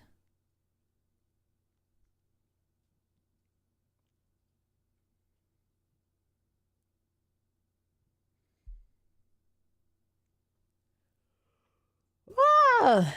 I joined Demon Mama's community in the aftermath of the DMRGR thing. It's very easy to lose your sense of perspective. You see that all the time when you hear any red pill dude talk about women and shit. Yeah. And I just have a different perspective than a lot of people. I think that I focus on different things. I look at different research than other people. You know, like, that's why I'm focused on entirely different things. I still talk about the trans news stuff, but that's not where my brain is off stream. My brain off stream is thinking about moving. I'm thinking about hunting. I'm thinking about fishing. I'm thinking about how, like, I'm thinking about, you know, I would love to put a pond on my land if there isn't one, because I'm like, you know, I'm thinking about fucking societal collapse. And people seem to treat that like it's kind of out there. And I'm like, okay, well, that's fine. You don't have to agree with me. Like, I don't know what you plan to do if there's no meat or eggs to buy in the store. I don't know what you plan to do if the areas where we currently grow all the soy to make tofu become like barren wastelands. You know, this is what I mean about, like, I'm not interested in convincing people who don't want to listen to me.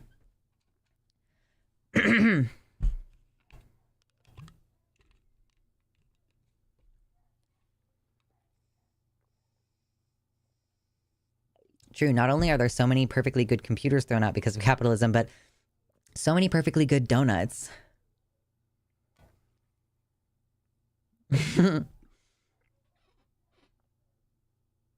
Sorry, Lord Byron says, you're very good at giving the impression that you didn't learn about the world on Twitter. The funny thing about that is that I do get a lot of my news on Twitter. Like, but I learn about something on Twitter and then I go research it further. Like I'm actually trying to figure out like how can I sign myself up for getting more climate news?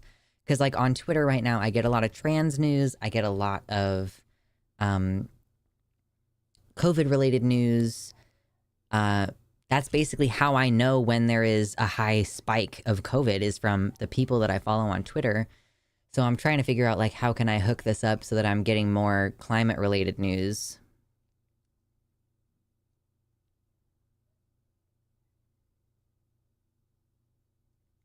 I think a lot of people just don't want to go doomer, and it'll be too hard for them to be realistic and not get lost in the negativity. I'm just built different, and I'm not saying that to be like an asshole. I just literally seem to be built different. Like, I can look at a seriously bad situation and I don't go doomer. I'm like, okay, what am I gonna do? Like, what am I gonna accomplish? And what kind of influence am I gonna have? Like, I'm gonna make sure that my shit's taken care of.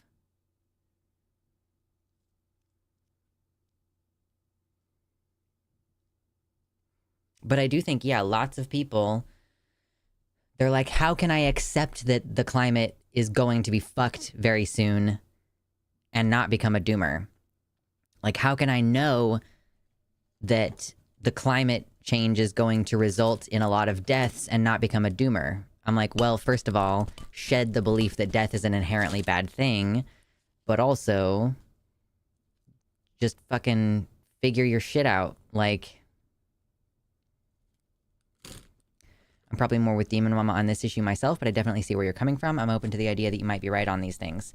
Yeah, so a lot of my opinion here is based on the Limits to Growth report, which was published in 1972. And you might think, wow, so a lot of your opinion on what's going to happen to the economy in the future is based on a report that was given in 1972. Well, here's the thing.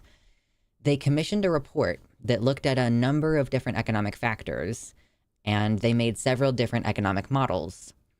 So 50 years later, and this research has been revisited a couple times, and they've looked at, okay, what did they project back then versus how things are going right now, you know? So in 2009, a group of researchers like looked at the data and compared it to what's going on in the present day. And then again in 2020 or 21, another researcher looked at the previous research and compared it to what was going on in the present day.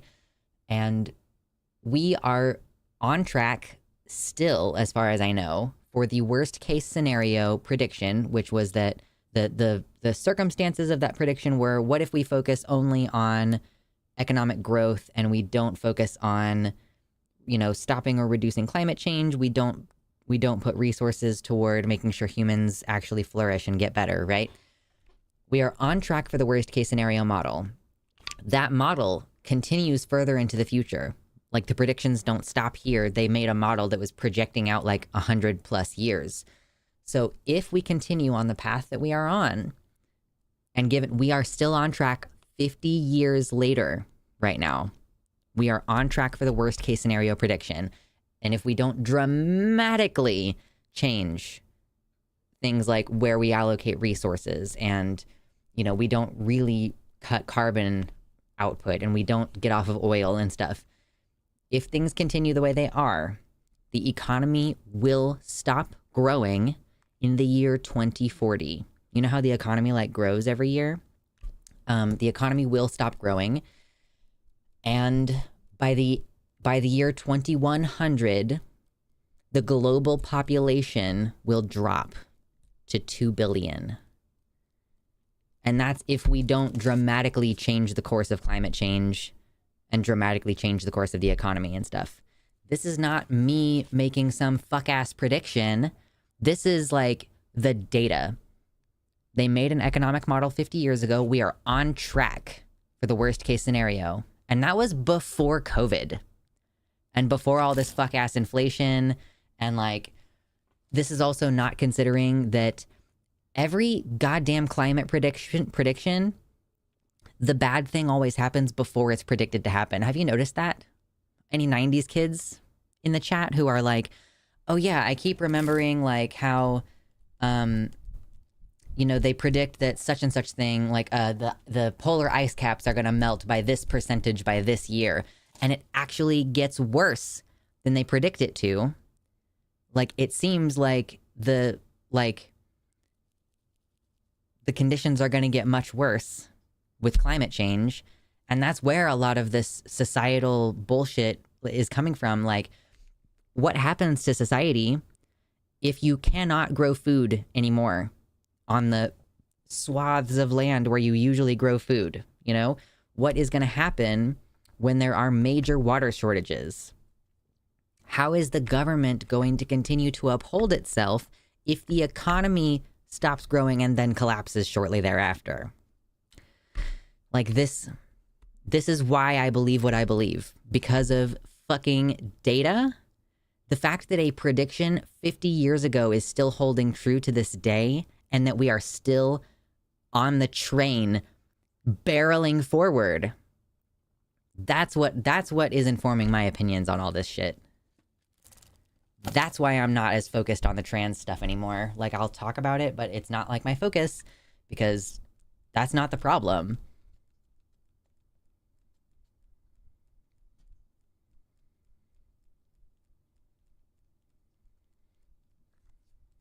One of the first predictions about this from around 1900. Yeah. Mama says, I've said it before and I'll say it again. Capitalism demands infinite consumption and infinite growth. That is the ideology of a cancer, and it will kill the host. What sucks the most is that the people who deny climate change the hardest are going to be the ones with the money to survive while everyone else dies. Whatever's left, they'll own most of it. I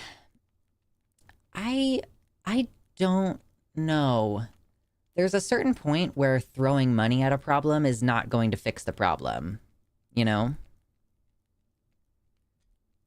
Like, what, again, if there's like no functional economy at a certain point, which it kind of seems like there won't be, then like what do you have?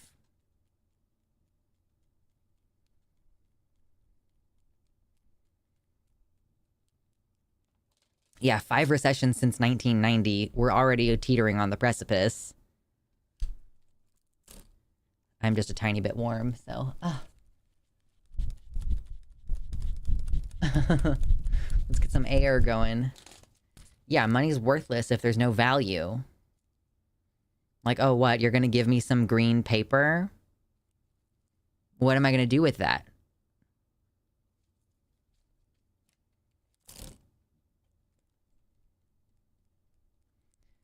Number 12 survivors will be farmers in good climates. That's what... Thank you. Let me move to Oregon. Let me establish a homestead. Oh, number 1 survivors. No, not number 12. Number 1 survivors will be farmers in good climates. Yeah. Yas, hunty! Virtual girl, welcome in. I was recently promoted to a manager. How would you square that while also being a leftist? I would square that by being on the employee's side as often as possible. I guess.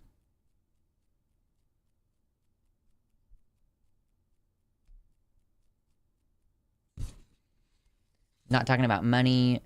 Mostly he's talking about the ownership of the means of production. If people cling even harder to the institutions instead of overthrowing them, they'll be sitting pretty. Sure, yeah, like if people cling even harder to the institutions. But again, what does ownership of the means of production mean if the government is stretched thin trying to deal with an economic collapse? Yes, managers are workers too. Many of them just like to purport themselves as CEOs. Like, yeah, let me act like a CEO here. Have you hit the like button yet, my dear Hordy? I'm the dragon. You're a member of the Horde. Because I hoard community members. That's what I do as a dragon. Have you hit the like button yet? It would be nice if we could just casually get to 100. 100 likes. Homesteading has been co-opted by rightoids. That's why we're going to take it back. That's why you should subscribe to @OneOasisLeft. I'm going to post a video tomorrow, in fact, on that channel. It's just a little discussion video. But Like, we're gonna reclaim it. I just don't trust normies to change. Yeah, I don't necessarily trust normies to change either. Which is also part of why I am somewhat comforted by the idea that many of these people are going to simply pass away.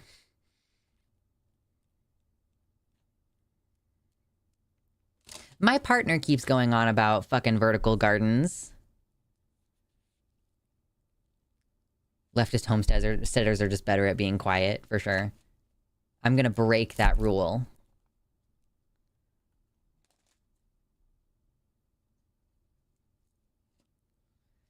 But yeah, my partner is like, well, you know, it would be way better if we had greenhouses and like vertical gardens for food production purposes. And I'm like, fucking fine.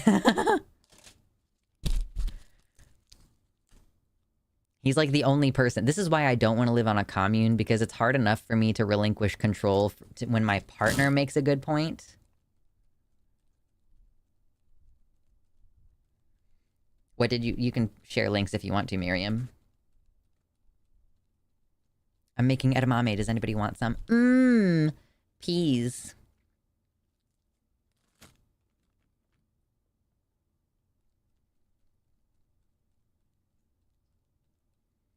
Yeah, imagine all these pointless office buildings converted to vertical farmlands. Gorgeous.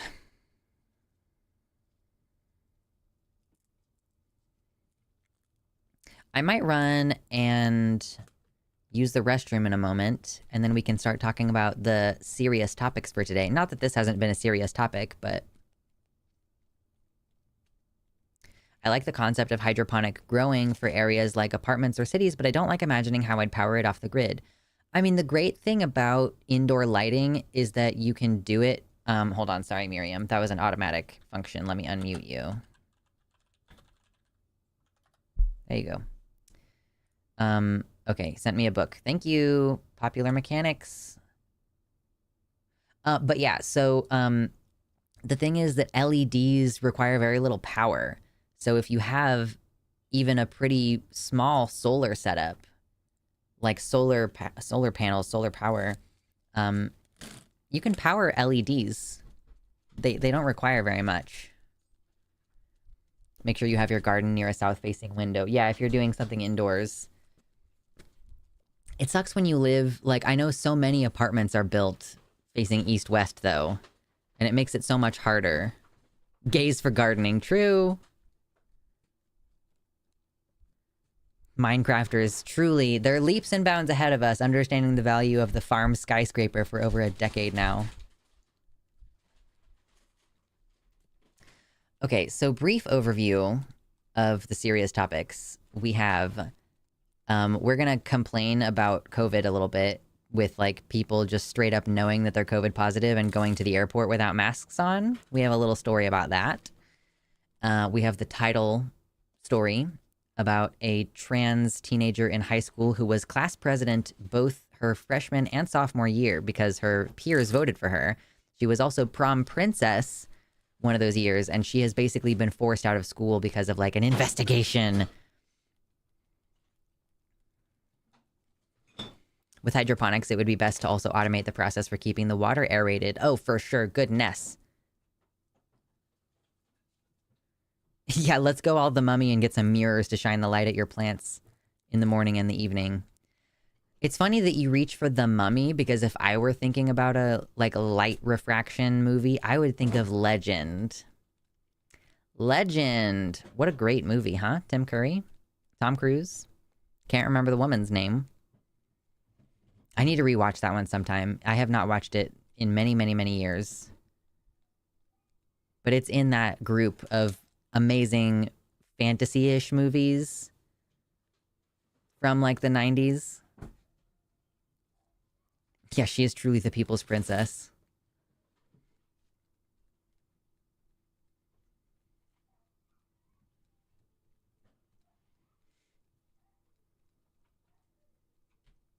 What about Will Smith? What?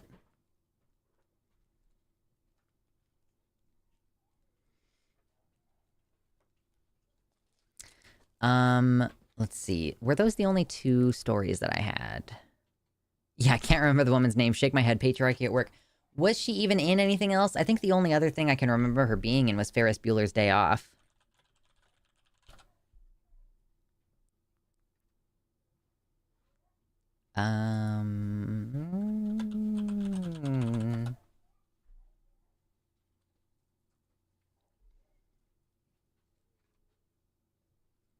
Mia Sara is her name. Mia Sara. What else has she been in?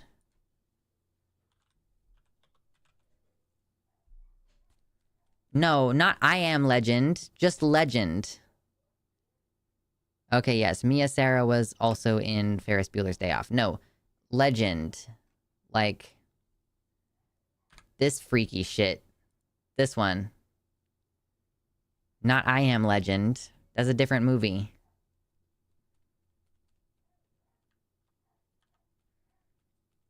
I didn't see Legend till I was an adult because of being Mormon, and it's rated R. Is it rated R? Yeah, man. That's a crazy movie. I love it so much. It's so good. To me, it's like in the same vein as Willow. Yeah, 1985 Tom Cruise. Oh, directed by Ridley Scott. No fucking wonder it's so creepy and weird.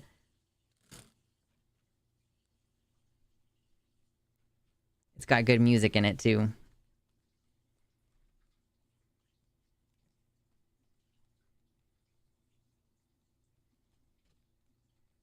Leg end, that's a foot. If you're lucky. I know, Willow is so amazing. I think a lot of those, like, 80s, 90s fantasy movies are just such fucking bangers.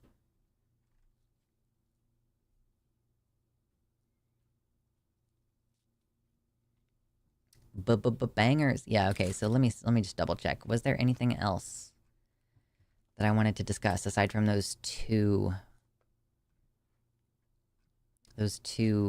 issues? There were some recommendations in the stream recommendations part of the channel of the Discord, but I wasn't sure if any of this was like, oh, I want to talk about it today. UN Women, which I think is a particular group, the United Nations Entity for Gender Equality and the Empowerment of Women, announced that trans rights are not opposed to women's rights for Pride Month. Like, do I care about this? Not really. I don't think that that's, like, newsworthy for my channel right now. If you're unlucky, your leg end is a shark.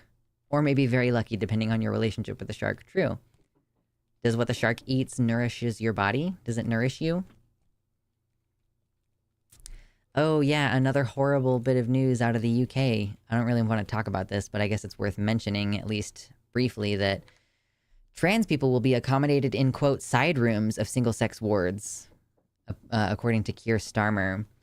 Because they've been talking about, oh, there are women's wards in hospitals, and they're like, oh, trans women can't be in there. We're going to prevent trans women from being in there.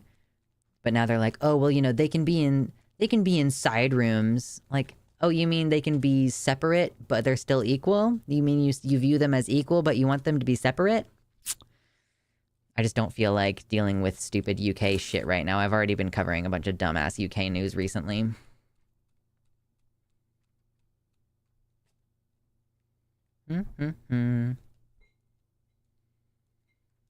Violet shared a 3-hour-long podcast about the science of transgender healthcare with Dr. Mike, which is great, but not something I'm able to cover on the show. Oh, I see. What you nourish eats the shark. Or sorry, what you eat nourishes the shark, but it looks real cool. If it's a catfish, then you're noodling. You're noodling. I'm so scared of noodling because you might get a hold of, like, a snapping turtle. You gotta be careful. It's risky biznu.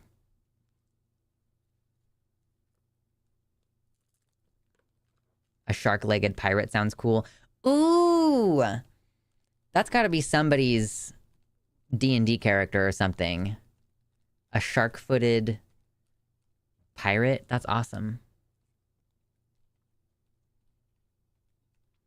Do you have any ideas where the safer areas will be once the climate crisis gets bad? Thank you so much for asking. I for sure do.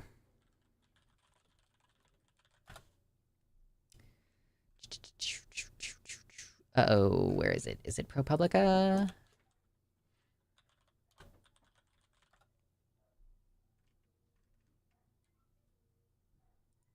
Okay, well, so this kind of takes all of the data that I've looked at and collates it down into the top 10% safest counties in the US projected from 2040 to 2060. So like these areas up in North Dakota are going to be quite lovely. Up here in Maine, New Hampshire, Vermont, what's this one? Massachusetts, Connecticut, Rhode Island. That's going to be a nice little area. These areas up in the Pacific Northwest are going to be quite lovely. This doesn't mean that everywhere else is not going to be safe. This is just the top 10% safest. According to, if you take all of the data about flooding and wildfires and high temperatures and like drought, if you take all of that information and put it into one, these are like the safest places to live. So, yeah. Pretty much. Texas, nothing. Sounds about right. True. Fucking Kansas, nothing. Missouri, nothing. South Dakota, nothing. Yeah, again, that doesn't mean that they're unlivable or whatever. It just means like they're not going to be in that top 10%. Let me try to find what is the climate change projections map. Where is this? I had like a website that I was going to pretty frequently to look at this, and I don't know where it is now. God damn it, Google, stop fucking changing things. Yeah, you mean this link that I've clicked like dozens of times is just not on your front page of search results anymore? God, quit changing shit, dumbasses. Still can't believe I landed in one by accident, true. I come from the land of alligator snapping turtles. I prefer having hands, yeah. Prosy, have you never heard of noodlin? Noodlin is where you go, you physically put your body in the water and you like use your hands, your fingers to like look like worms, basically is how I understand it. And the idea is, I think like catfish in particular, they find holes or they kind of dig out holes where they can lay their eggs and create their nests. And you kind of go find those holes and you start, noodling, trying to get the fish out. And you like grab them physically with your hands. But the thing is that once they abandon those nests, snapping turtles often move into them. So it's truly, it's getting really close to the most dangerous game kind of shit. As a Canadian, where noodling is not a thing, it's a phenomenon that I find fascinating. I'm from Kansas, and we don't noodle here, as far as I know. It's very much a southern thing. Yeah, that's like an I live in Alabama kind of dumbass thing. No? We do it here? Really? Oh, okay. There's also dumbasses in Kansas, it turns out.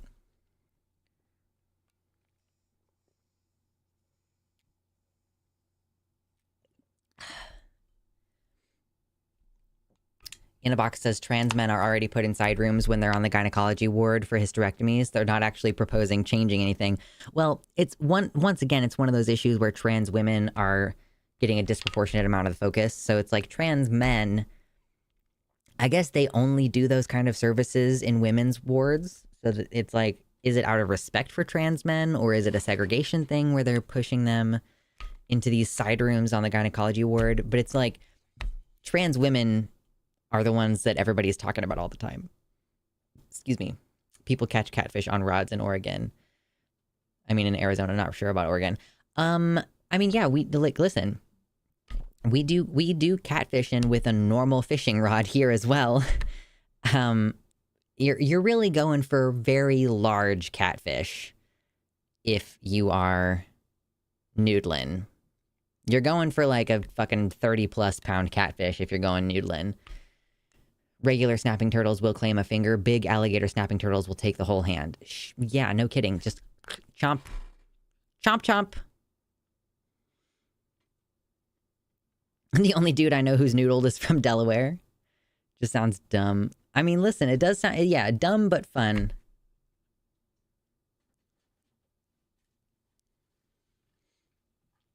Yeah, you don't want to play the dangerous game and go for the more risky kind of noodling. Keep it in your pants. Would be great if my rights were not being talked about so much. My OnlyFans maybe, but not my rights. Shout out to Mama Mephistopheles OnlyFans.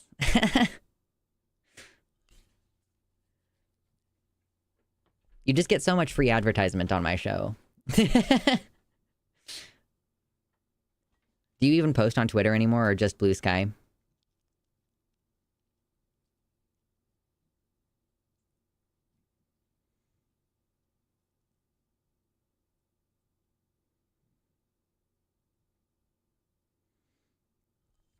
Lord Byron says, when noodling, you want a fish that will engulf your whole hand.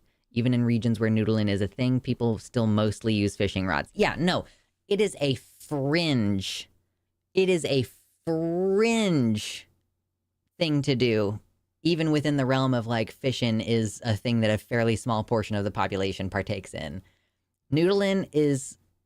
You're in dumb hick territory for sure. You know? Like...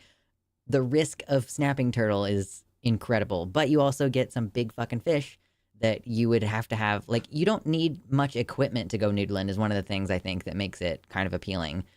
And it's so much more direct. And, like, yeah, in order to catch a fish on a rod, the kind of big fish that you can catch noodling, like, you'd have to have some very expensive equipment, some very expensive fishing line, you know, and it's a different kind of challenge. I'm not going to say it's less of a challenge to catch a fish on a rod, because you do still have to deal with the whole wrangling this thing to get it, you know, to get it out of the water and what have you. But we had an alligator snapping turtle knocking on our door once. Nice. Just headbutting your front door.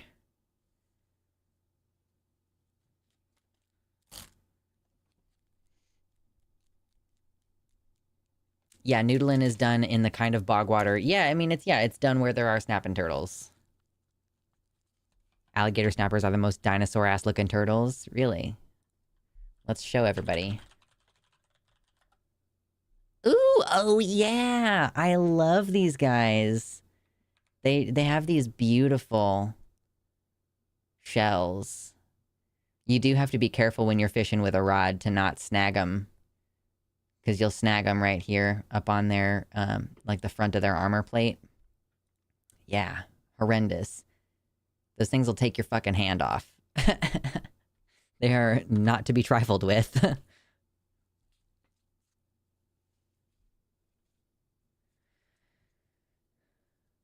Another use for transhumanism, a remote control robot hand for noodling.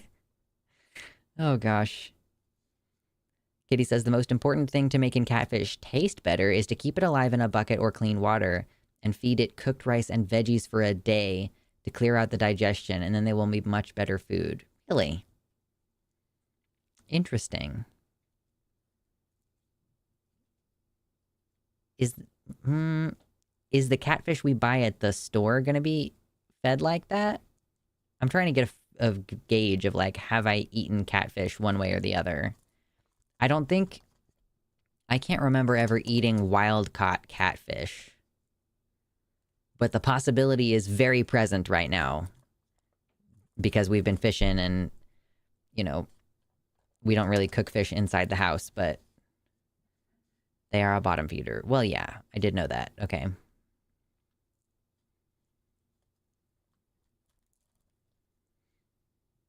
Wah, wah, wah, wah, wah, wah, wah.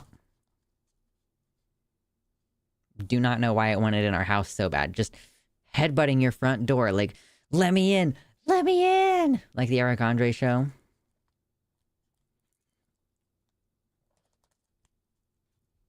Andy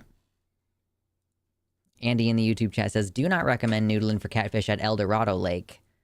Guys are so big they might just swallow you whole. Just... I've had fried catfish. Yeah, no, I've had fried catfish before. I'm assuming it's always been store-bought. And I guess those are typically gonna be, farmed. So they have a particular diet.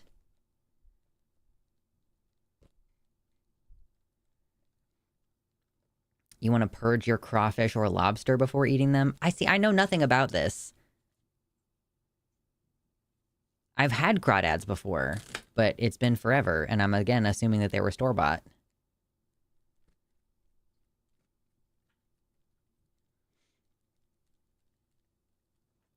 I do love fried catfish. Oh my god, it's delicious. I don't... Okay, here's an opinion. Do you have an opinion on this? I do not like beer-battered fried fish. Don't like a beer batter. Bottom feeders, you can just call us tops, you know? Listen. Yeah, I don't like a beer-battered fish.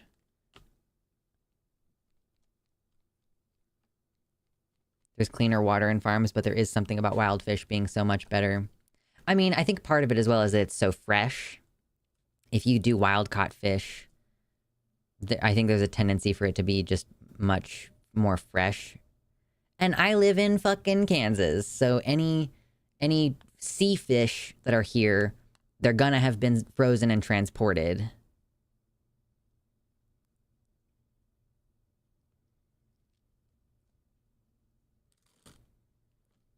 I guess that's another benefit of living on the coast, is like you get much more fresh fish.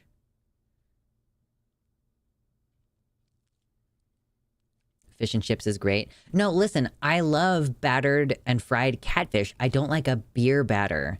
Because there's something about a beer batter where the breading, like, it creates like a barrier layer. And I like to put lemon on my fish.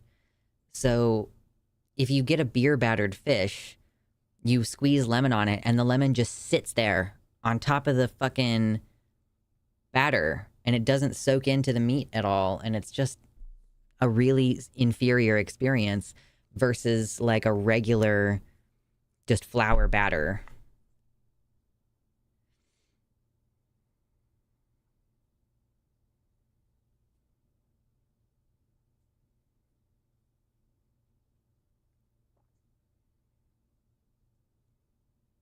The upstream chemical factory byproducts also flavor up the river caught fish. Yeah, I feel like river caught fish are so much more tricky. I want as much batter as possible. I simply lemon each individual bite. Okay, that's, you know, it seems like a lot of work, but I appreciate... I can't argue with you.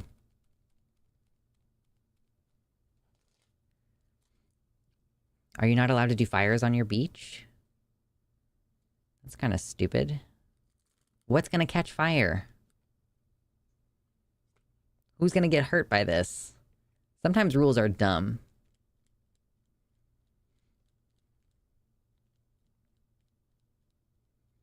Locals pronounce it El Dorado.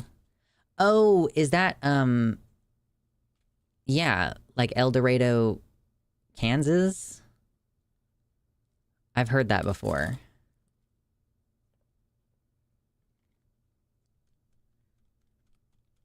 El Dorado. It's like how I don't respect people who say, it's Nevada, not Nevada. Like, shut up, white people.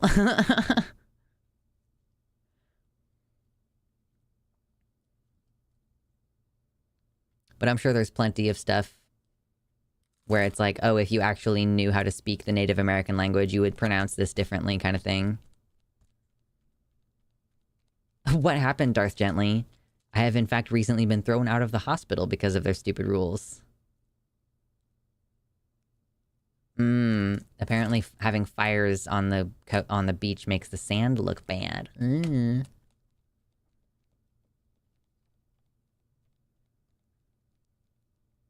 People still do them, but it's a big ticket if you get caught.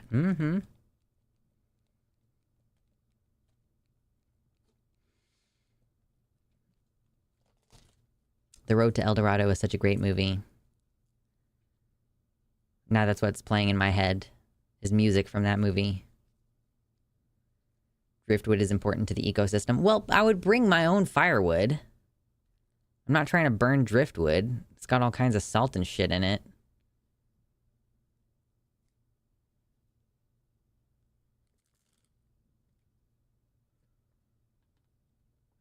My mom actually corrects me on pronunciation of a street near where I live, because the locals pronounce it this way, even though that way is wrong in the actual language the name is in. I mean, it's true too. But why did you get kicked out of the hospital is my question. Like Des Moines, Iowa. If you were to pronounce it in actual French, it would be like Des Moines. But, of course, everything has been bastardized.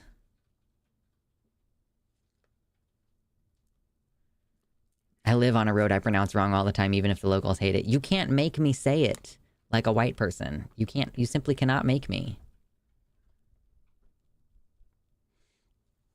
Jeez Louise.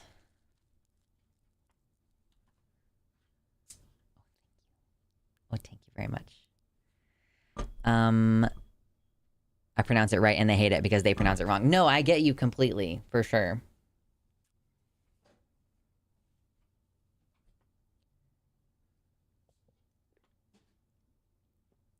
Refreshing. Raleigh is another one. This is what they mean when they say speak American. Speak American.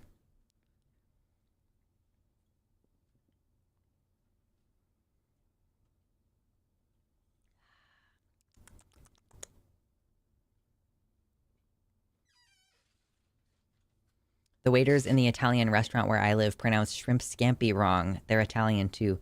Is it like scumpy instead of scampy? Scampy?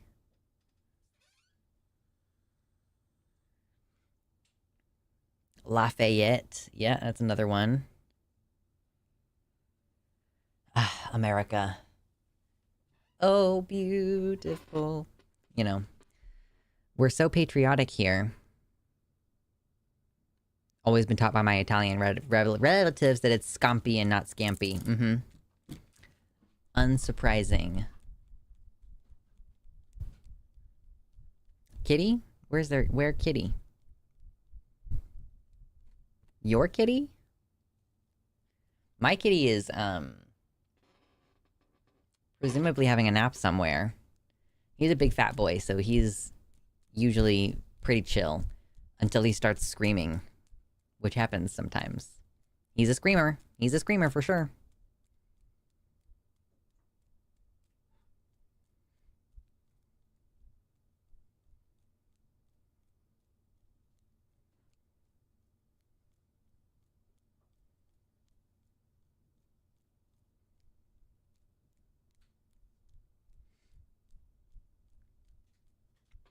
No, he's not making any noise right this moment. Oh, my face is very itchy all of a sudden.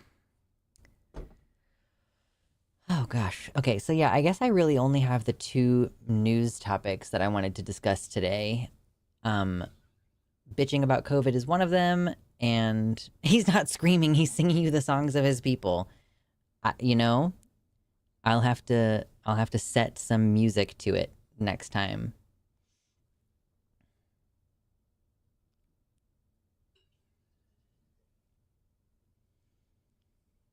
So, yeah, we have the two news stories I wanted to discuss. I don't want to talk about that. This is going to bother me. Like, climate change projections, is it the word map that is throwing off this Google search? I swear to fucking Christ.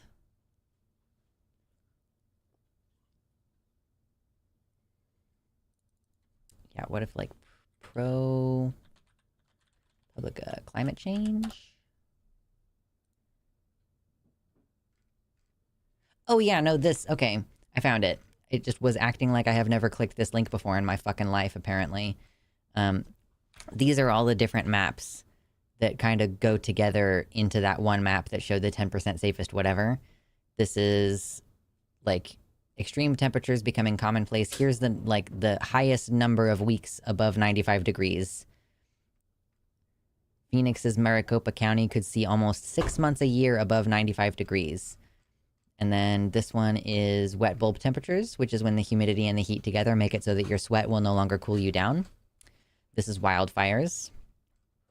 This one is sea level rise. So this shows, like, where there's going to be the most flooding and everything. Farm crop yields are going to get worse in the south, but actually going to get better further up north, right? This one is emissions. What is this? Oh, this is economic damages. So this is showing like what parts of the country are going to suffer economically versus which parts of the country are going to do a little bit better in green. Going to be a lot better in Maine. And yeah, so this is from ProPublica. If you just look up ProPublica climate change, that's what I'm basing that off of. Excuse me.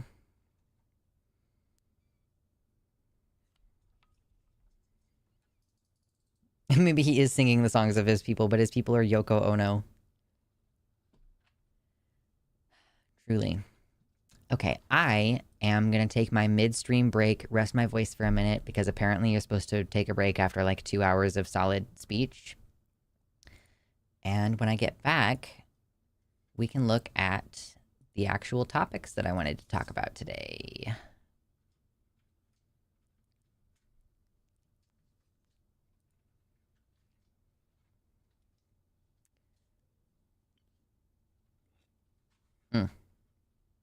Delicious. Okay. So yeah, don't go anywhere. Okay. I will be back in about 5 minutes, and then we can move into the news. I just realized we literally all have object permanence with the sun at night. If you're above the age of 3, probably. Yeah, I would say, probably, if you're above the age of 3. Okay, back soon. Be good.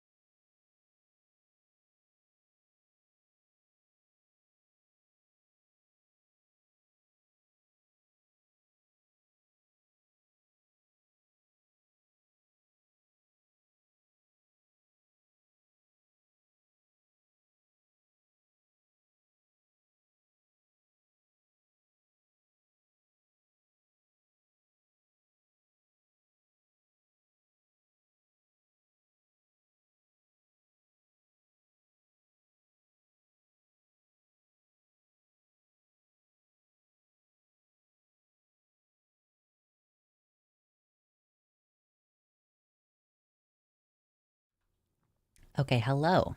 I'm here. I'm back. Jump scare. That was a pretty short break. Ooh. Understanding of sarcasm is actually another developmental milestone in children. Child psychology is actually pretty interesting and weird. Child neuroscience is definitely an interesting field to me. It's also the case that, you know, if children are in an accepting environment, they will figure out their gender by the age of like 3 to 5 years old. So, and a lot of people, even if they're not in an affirming environment, they figure it out and they're like, Mommy, when am I gonna grow a pee-pee like my brother? Like, well, you won't. You're gonna grow up and grow boobs, and then fucking a 5-year-old child having an absolute meltdown. A long-time listener, first-time caller. Welcome in, Kaz. Ooh, again, speaking of that, if you're interested, y'all, Transatlantic Call-In Show is at 2 p.m. tomorrow, and I will be on there with Josie Caraballo, talking about whatever, doing calls. Oh my goodness. Thank you, In a Box. In a Box with 10 Tier 1 subs gifted out. Too many white names today. Well, Nuvenal, Miriam, Captain Vaughn, Noah, Darkly, Virtual Girl, Nethercat, Forest Cattle, Screw-In Tuna, Sailor Girl, and Sourflower. Enjoy your dicks on account of In a Box. Thank you so much. Wow, that's very generous of you. And I will update the stream goal now. In one fell swoop, we are now at the halfway mark. Incredible. Incroyable. Monsieur Incroyable. Oh, you've decided to come over here? Well, you've made a mistake, sir. Come here.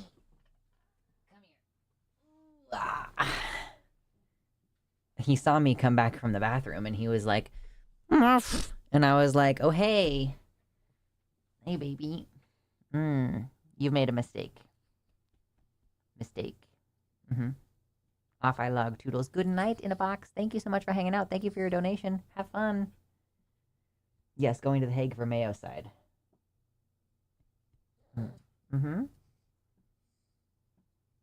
Yeah? Why don't you tell him all about it? You gonna tell him all about it? Yeah?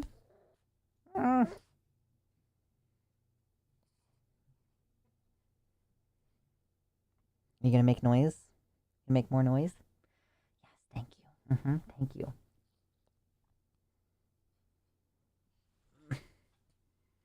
He's very large. He's like 17 pounds, probably. Are you baby? You made a mistake? You're too small to get away? Ah, the claws. Yeah.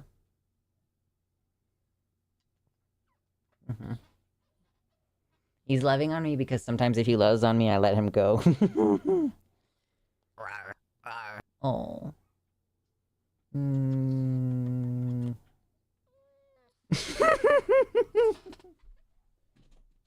Oh my goodness, that was golden. Thank you, Kitty Tech, for 2 gifted Tier 1 subs. Kitty says, donate to the Dragon Lord. We must grow the horde for the Lord. The horde for the Lord. Yes. What if you're lying, Lux, and you're just very small? I mean, I am fairly small, but I'm not very small. Ah, thank you, Kitty Tick. I appreciate y'all. Look at that, $60. My flexing arm is bruised right now, but I will still do it.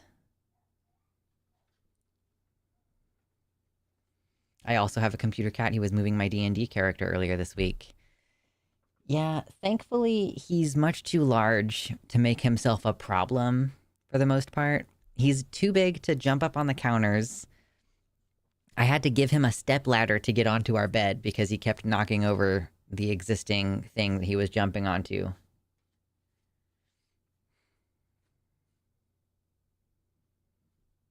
Idea for a Slayer parody song, Mayocidal Maniac. True. Oh, gosh. Eric says, I did, in fact, have that meltdown after the horrible revelation that all the kids thrown in dresses are expected to grow up to be women. Was not having any of that bad news. Yeah. I don't know if it's because I'm non-binary or because I was in an abusive environment that had nothing to do with transness. It was just more generally abusive. But, like, I didn't realize it until I was 14. I definitely disliked some things about growing up a girl, but I was just kind of like, well, this is how it is. And then the point came where I started being like, oh, now I'm expected to start transitioning into, like, womanhood. That's when the meltdowns started. That's when the crying happened. Mm. Cheers, y'all. Oh my goodness. What a delicious lemony beverage. D&D got canceled last night. Ugh. We're doing it next week instead. Alligator snapping turtle. Okay, let's complain about COVID first. And then we will move on to the trans girl life being ruined. And kicked out of high school and whatever.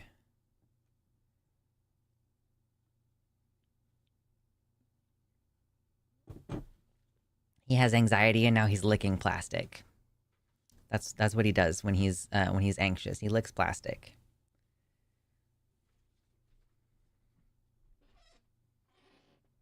Yes, the universal big bad of D&D scheduling conflicts. Reed agrees. It was during puberty when I was like, no. Puberty is when it tends to hit the strongest.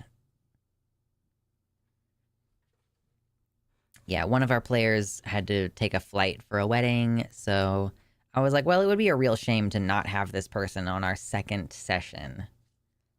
The first session, everybody was able to be there, but the second session, gosh darn it. Darn. Okay, if you've not hit the like button yet, hit the like button. We're about to switch over to talking about stuff that actually matters.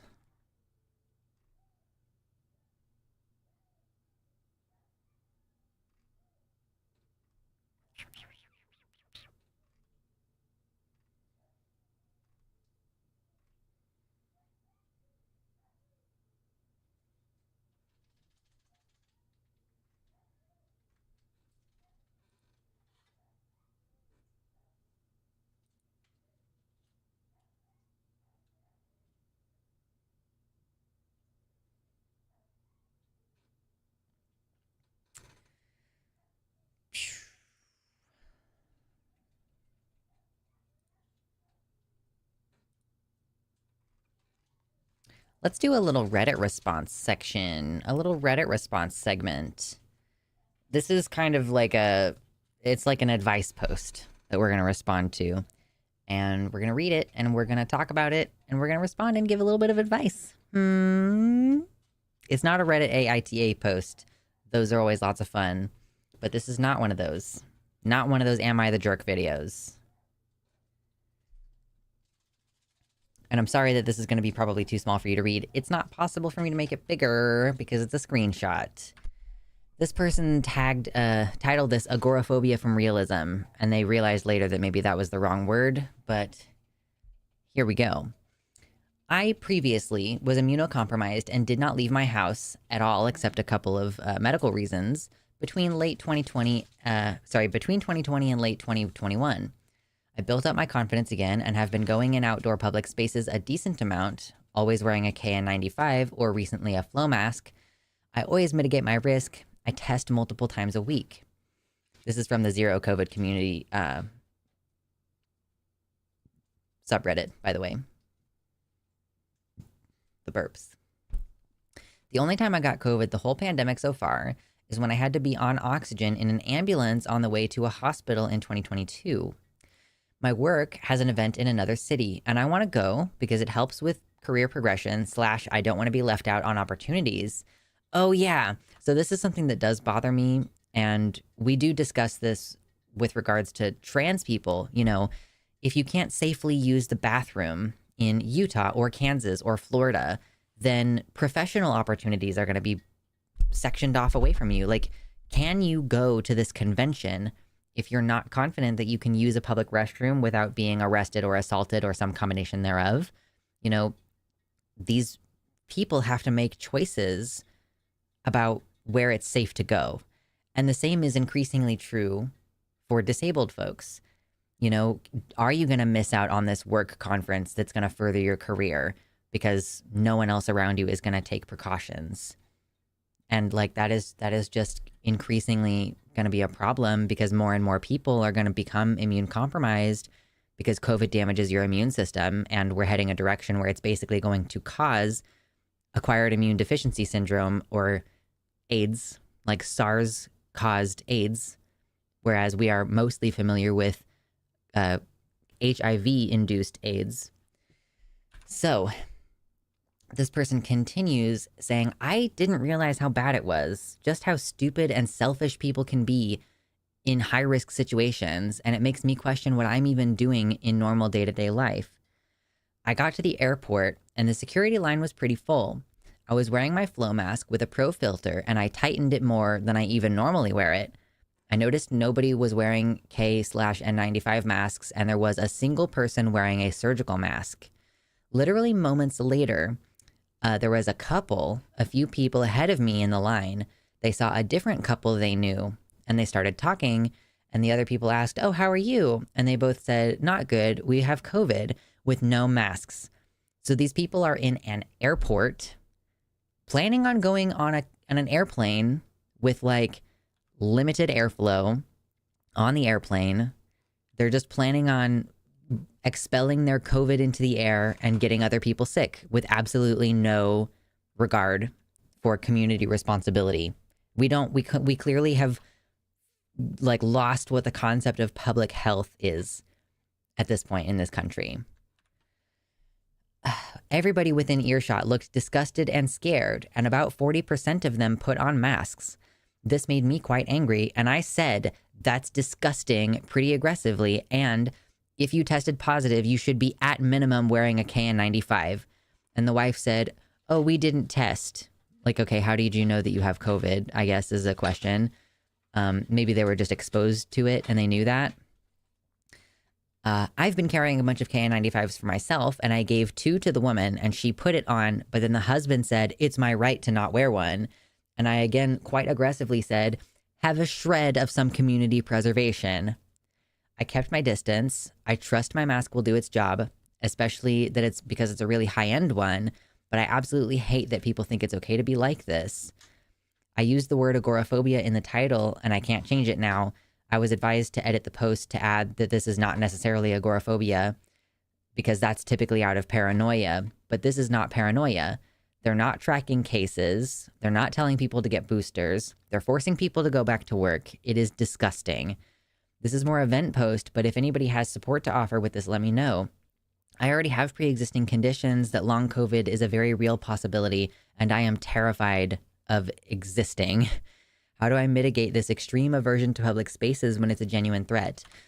I am worried about this myself a little bit, like in that sense of like, how do you treat trauma if you're still actively trying to navigate a deadly situation, you know?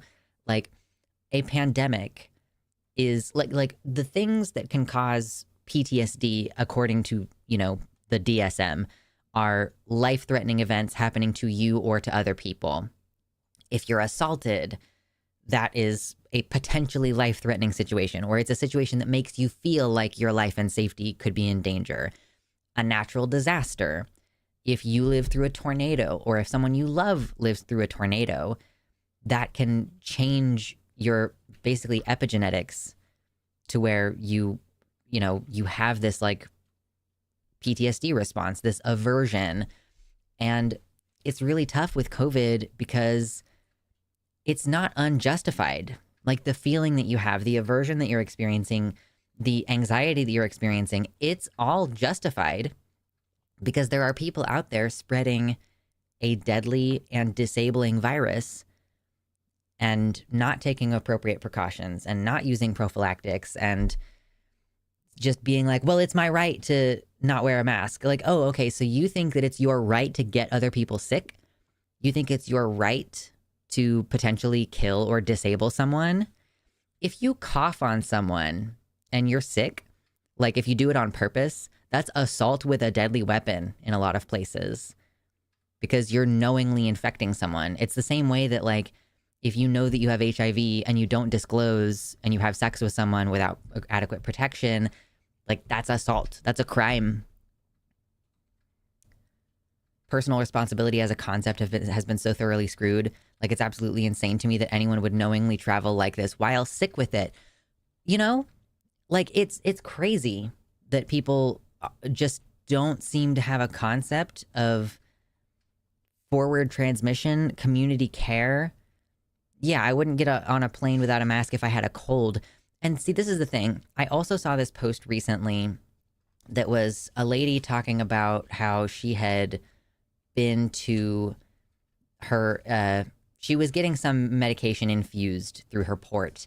She does not have cancer, but it was a cancer ward. Like, other people there had cancer.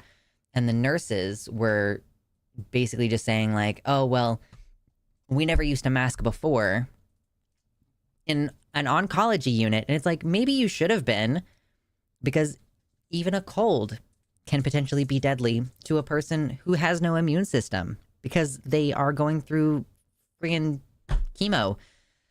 You would think that like, but there's this, I think there's this intense desire for things to be normal, to pretend like there isn't this disease going around, because then you have to actually face up to your place in community transmission.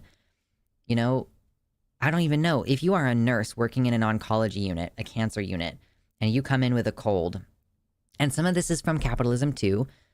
You know, for example, you might not have any more sick days, and your boss might be threatening to fire you if you take any more sick days. But maybe they're also not providing you with PPE. So maybe, you know, they're expecting you to pay for your own masks if you're going to wear a mask. And there's probably a social environment discouraging you from the mask. But like, if you take any more time off, you're going to lose money, or you might lose your job entirely and therefore lose money. So I'm not saying it's easy per se, but I'm saying that it is the right thing, and that we should collectively push back on acting like this is like normal, like that spreading disease in general is normal. Like, I know somebody who got sick with COVID because their friend had it, and like, they were like, oh, I feel bad that I am not able to see anyone, even though this is a really mild infection. And I'm like, well, maybe we should have always been treating our infections this way. Maybe when we get the cold, we should stop seeing people or wear a mask if we're going to go see people. This is a post here. So they're quote tweeting someone who says, not one healthcare worker on this team is wearing a mask to protect this severely immunocompromised toddler who has stage 4 cancer. Before the pandemic, we at least wore surgical masks in these units. We're normalizing killing children in new ways each day. Yeah, okay, so this is a child with stage 4 metastatic neuroblastoma in an entire hallway of people with no masks. And then this is a screenshot or a photo here saying, before the pandemic, it was not just commonplace to wear surgical masks in these units. It was commonplace to even wear duckbill respirators. I did a quote hero visit at a children's hospital 10 years ago where they had all visitors near immunocompromised patients wear N95s. So, you know, some people are saying, oh, we didn't used to wear masks.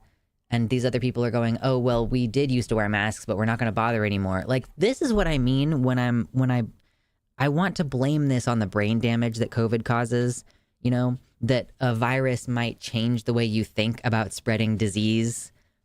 Not like intentionally, but like if it is causing brain damage that causes you to think less about spreading disease, then it's going to spread more. And there's going to be this, like, I also was reading this thing about how some diseases actually cause you to want to go out and do things, even though you feel like crap, because it will create this forward spread situation. Like, it is evolutionarily advantageous for them to change your neurochemistry to make you want to go do things, to make you feel like you should be active while you're very ill. I would have been litigious at that point and accused the couple and airline of public endangerment.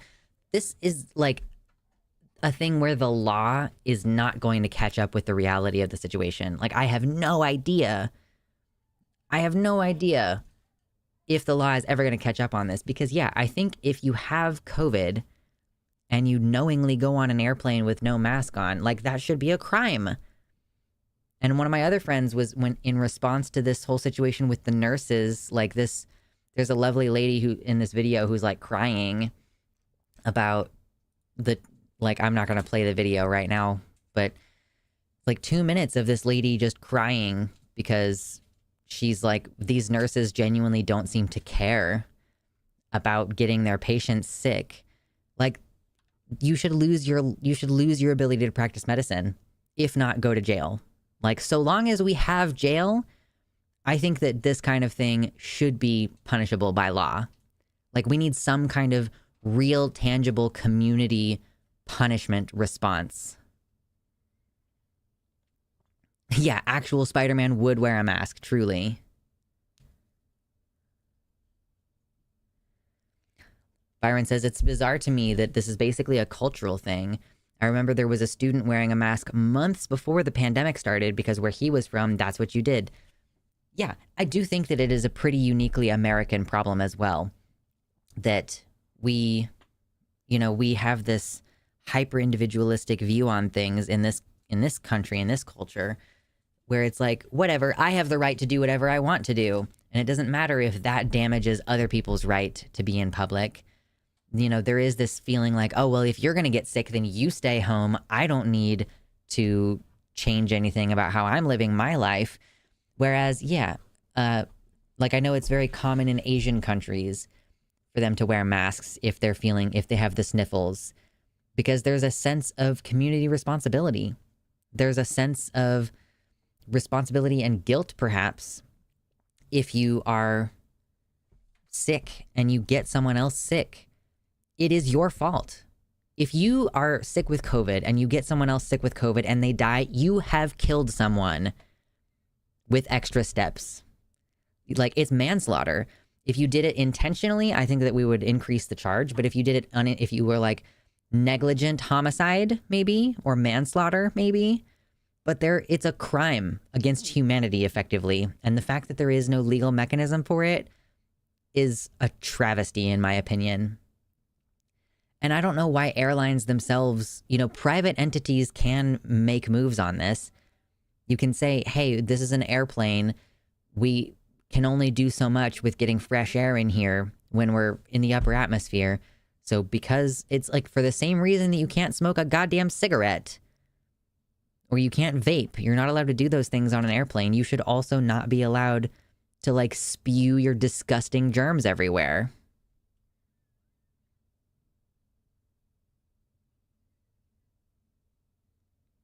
I used to work in SK and Japan, and people, South Korea and Japan, and people just wear masks when they get sick as a matter of common sense and civic responsibility. Yeah. I don't trust anybody. This kind of situation reminds me of what some people will say, like, you can't just eat at anybody's house. You don't know what they did to cook the food. Like, I saw a picture where, like, somebody's dog was sitting on the kitchen table, and somebody was like, yeah, you can't just eat at anybody's house. You never know. Somebody cooked something in the back of the toilet or something. Like, there's all kinds of nonsense. And it just makes me feel like this is quite similar. Like, you can't just be around anybody. They might be positive with COVID and know that, and still breathing right in your face. I do think when I'm wearing a mask in public, I basically don't see other people with masks the majority of the time. And I do think people cough when they walk by me on purpose. That's the extent of anything people have done. Like, nobody has gone like coughing on me, but I do think that people cough near me on purpose. And I think that part of it is that I am shaming them. Like, that they know on some level that COVID is still around, and that, like, isn't it weird that my kids keep getting sick and I have to pull them out of school? And they feel shamed because I am doing something that they know that they have a moral responsibility to do themselves. But it at the end of the day, yeah, it's a difference in our approaches to facts and science. I'm not listening to the CDC. The CDC is a political organization. I'm not basing my behavior off of their recommendations, because obviously they changed their recommendations based on Delta Airlines requesting them to reduce the amount of time that they were recommending quarantining. And it's a difference in morals and like community responsibility and ethics. And those are the changes, like those are the differences that I don't know how to bridge. I don't know how to bridge a difference with somebody who just thinks, oh, I have the right to spread disease.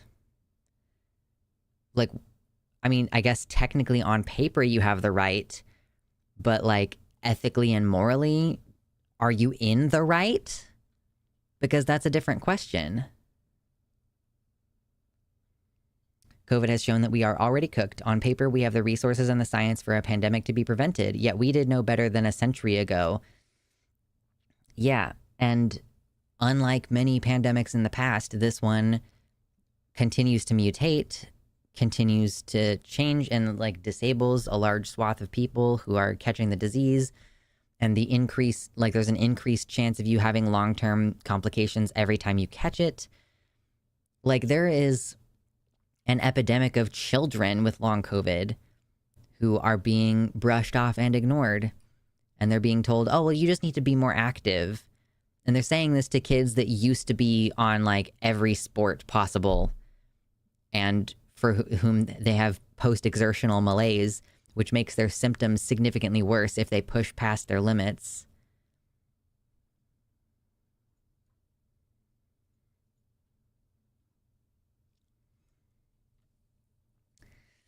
So yeah, it's like you can't live in a society with these people who are deliberately spreading the disease or who are negligently spreading the disease. You just can't live in a society with them. You have to like wear your own mask, hope that one-way masking is going to be good enough, use other preventative methods. Like my friend was just telling me, if you use a saline nasal spray with xylitol, that is showing, like a lot of people are showing that helps. If they're engaging in high-risk activities, it prevents them from getting sick. If you use mouthwash with CPC, that can reduce the infectivity of SARS-CoV-2. And I take Streptococcus salivarius K12 probiotic because it's a healthy bacteria that, first of all, is correlated with healthy dental health, but also has been shown to reduce viral transmission in young children who can't wear masks and don't take precautions. So there are things you can do besides just mask as well that will keep you safer. And I think that it's important to keep the knowledge that like you don't have to accept some kind of normality of COVID. You don't have to just accept that you're going to get sick over and over and over again. There are things you can do. You can live your life normally. You can even go on an airplane. I personally wouldn't, but you can go on an airplane and take these precautions and like just assume that everyone in your immediate vicinity has COVID, because apparently people are just going on airplanes and they think it's their right to get you sick.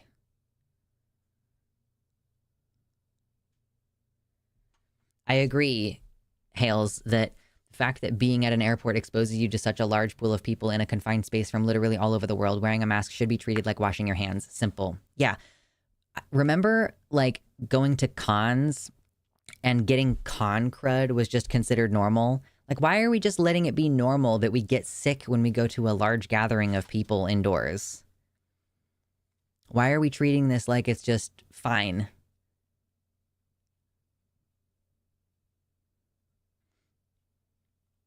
People have been known to mask up and wash hands since the Dark Ages. These people are literally dumber than medieval peasants. So upsetting to me. Agree, Noah Darkly. Like, it's a severe regression, I feel. It's a serious regression. And I can only hope that these people get permanently disabled in such a way that they can't leave their homes before they kill too many people with their forward spread.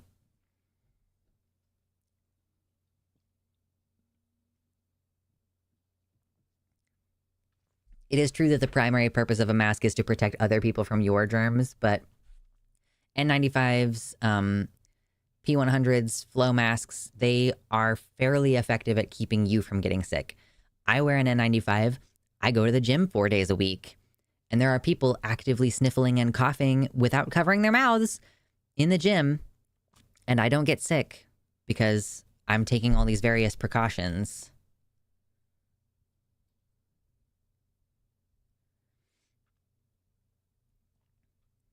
So, yeah, just be informed, y'all, and trust no one, because people cannot be trusted.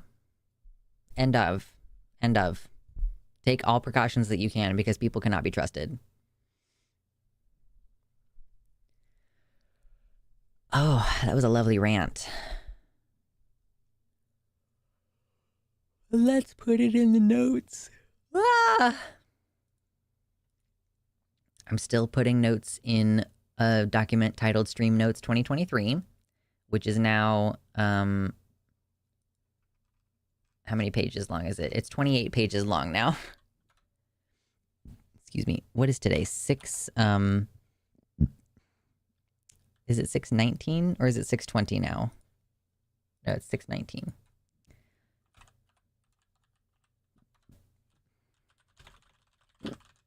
Okay, cool. Oh my god, the burping is so real.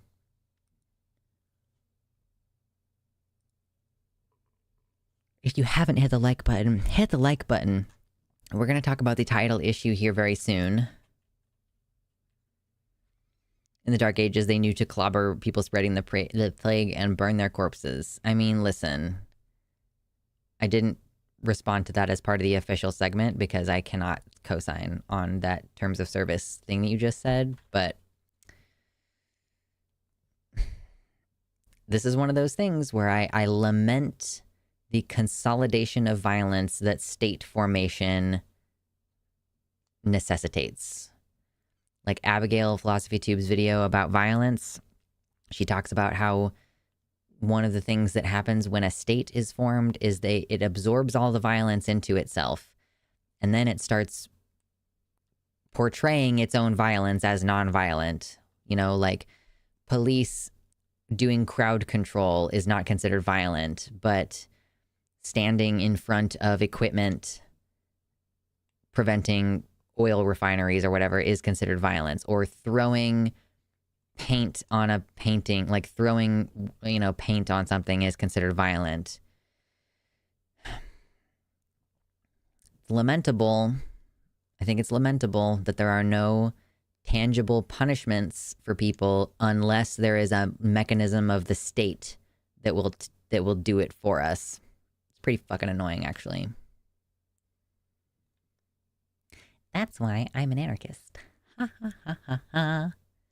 The video I'm going to post on One Oasis Left tomorrow is about being an anarchist. But it's about how can you be, if you're an anarchist, how can you justify being non-vegan? Which I'm sure is going to miss some people. But we're not talking about it today. Not talking about it right now. You subscribe to the second channel, One Oasis Left, if you want to see that.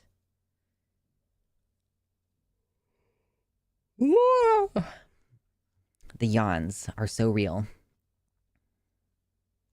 We only need $40 more in donations, and I will flex. Mommy muscles. Muscle mommy.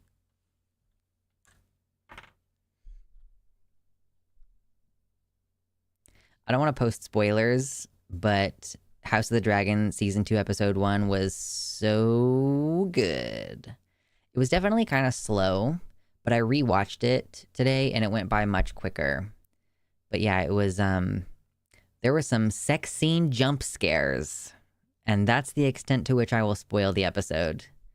I was like, whoa, whoa. But overall, pretty good.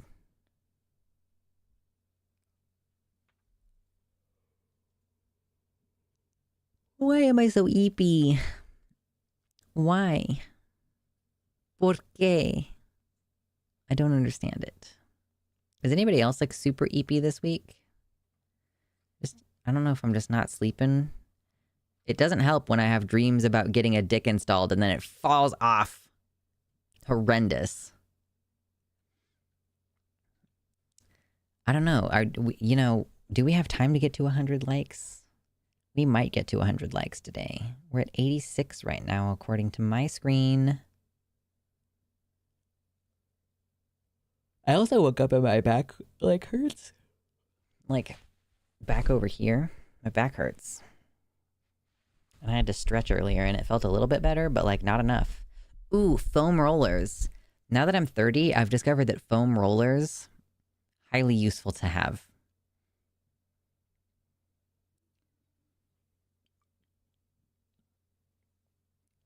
It's hot, that's making it hard to sleep. Oh, fair enough, for sure. I just exhausted from everything? Yeah, for sure. So eepy.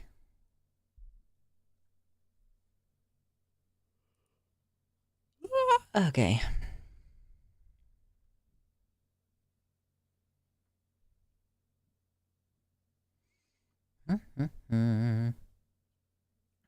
Okay, I already covered that.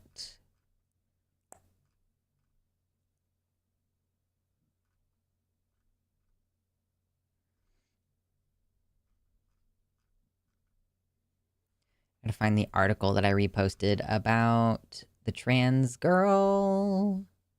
Class president. 87.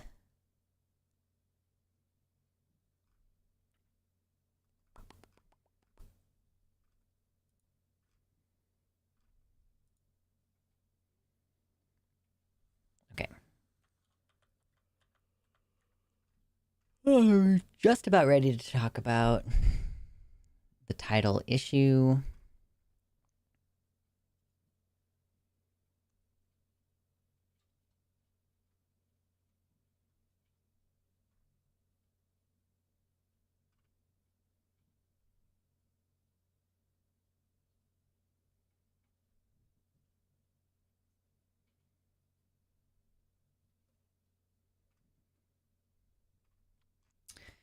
Okay.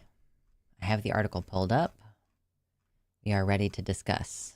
After we rest our voice for a minute.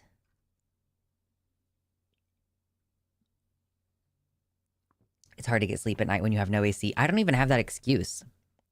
I have fully functional and anatomically correct AC. I guess the AC doesn't kick on as much at night, and that can make the like certain parts of the house get kind of warm overnight.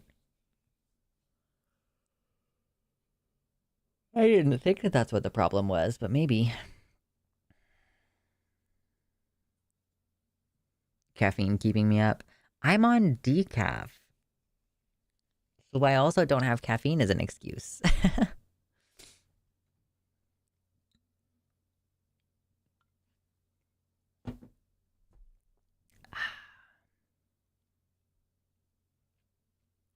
I feel like I'm so low down in this shot, and I have already fixed this today. Why? Anatomical AC? Oh, yeah, listen. Oh, how? Oh, I was making a joke. It's like a Voltaire song. It's a song about data. Like, he's fully functional and anatomically correct. It's about him having sex. It's about Data from Star Trek and how he has a fully functional penis. And he has sex at least once. 100% have more trouble sleeping when it's hot. Oh, yeah, well, yeah. I just assumed that with my air conditioner running, it's not that.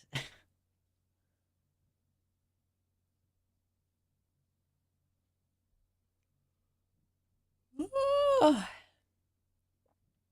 boy.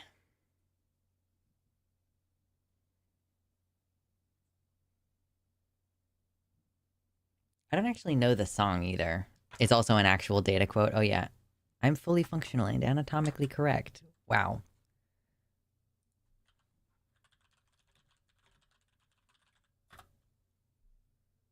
Yeah, the song is called The Sexy Data Tango by Voltaire, if you're interested in checking that out.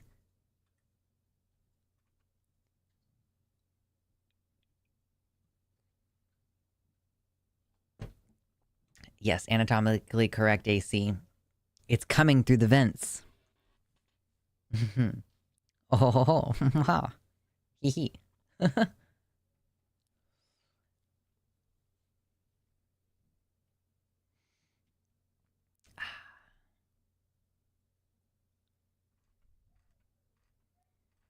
What's everybody eating for dinner tonight? I don't actually have a dinner plan.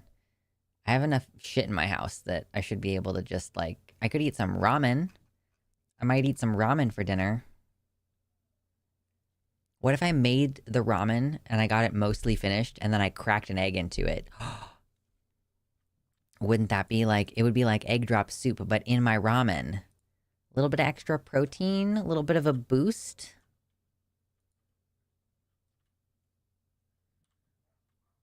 Stir fry. Ooh, stir fry.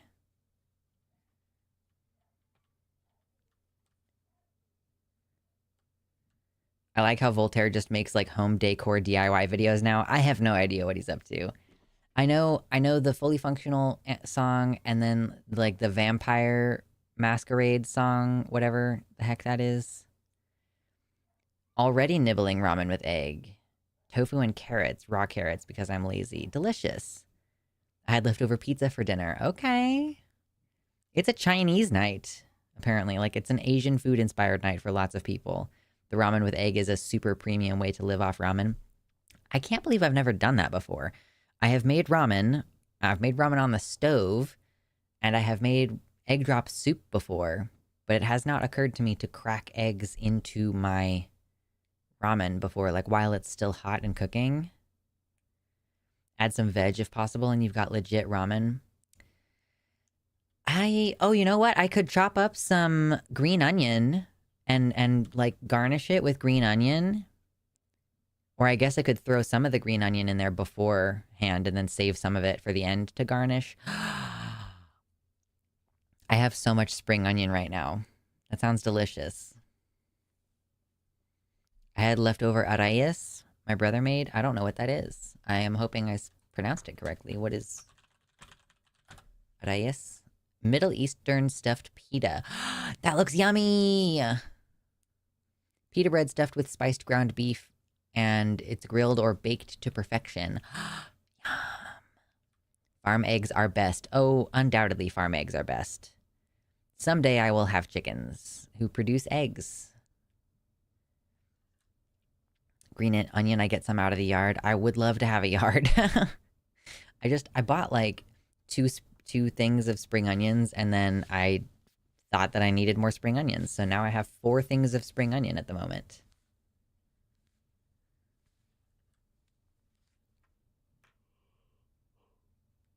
That would be yummy. That would be a good solid dinner. And I specifically got I got Shin ramen because it has more protein than any of the other ramens at the store.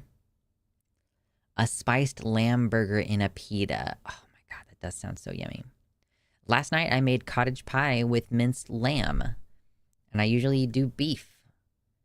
And it was pretty yummy. I don't think it's as good as the beef cottage pie that I make.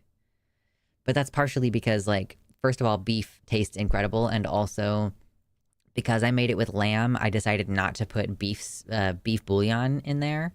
I did just vegetable bouillon. Or I got the better than bouillon jars. That's supposed to be like a super duper reduction of like a beef stock or a vegetable stock or whatever. So there were a couple things about it that were a little bit different, but I love lamb. We had lamb chops and I had never had them before. They cook up super fast. They're very yummy. Absolutely delicious. But quite expensive because, you know, we don't really keep sheep here in the United States. I guess that's a good reason to keep sheep, is so that you can eat their babies.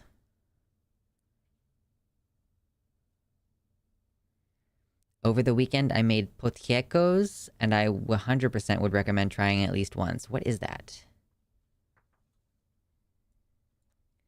What is potiecos?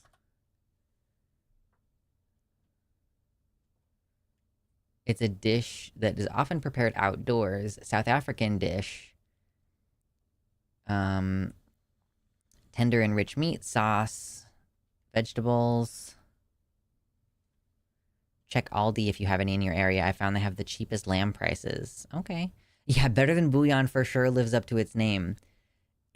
I love the product. It's great. It's a great product. And it lasts forever. I have the roast chicken one, I have the roast beef one, and I have a vegetable one.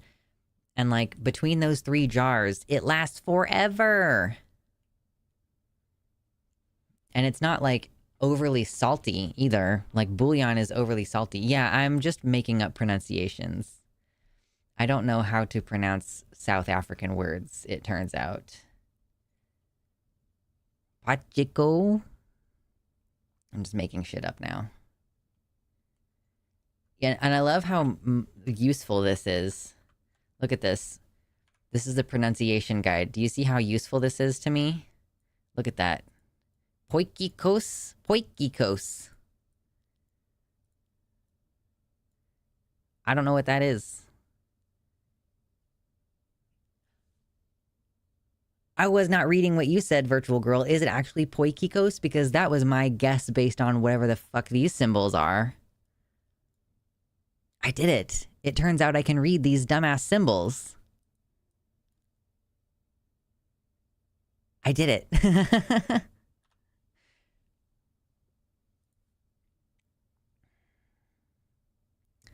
Prosy wants to know, what makes you feel the most proud? Hashtag gay.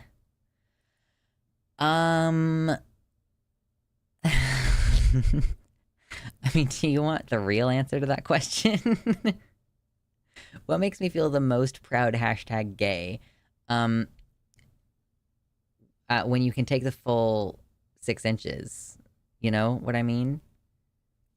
I've never felt so proud of myself. Oh. This is OnlyFans content.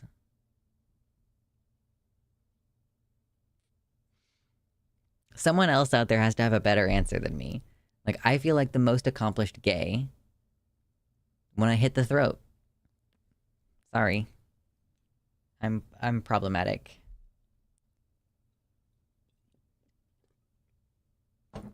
I'm problematic. He's a problem.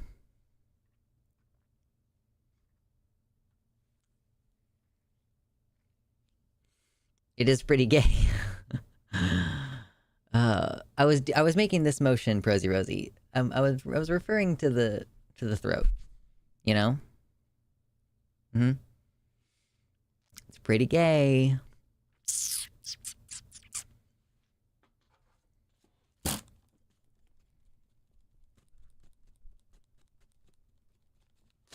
Don't ask questions you don't want the answer to. Oh god, we're silly. We're having a silly time.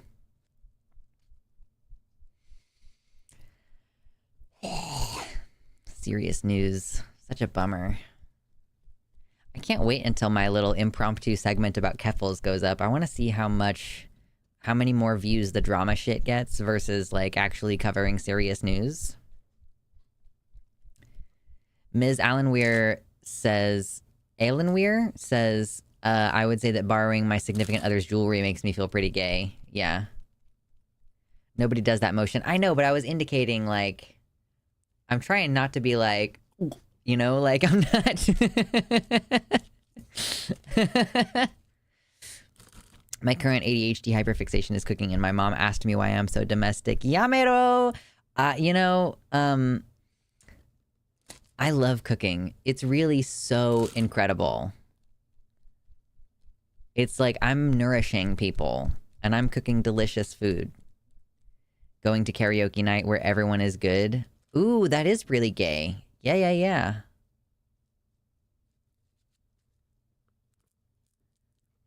I've never done karaoke. I was gonna do karaoke with my friend one time, and it just didn't happen.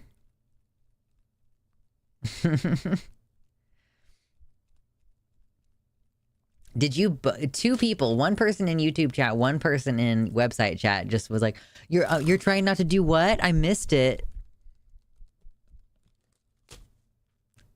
Problem.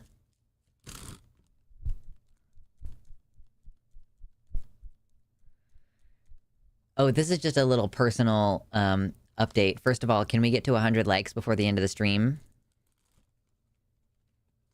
Second of all, What was I about to say? Oh, I have still not beaten the game Hades, but I did get to the second phase of the last boss fight for the second time last night, and I felt pretty accomplished.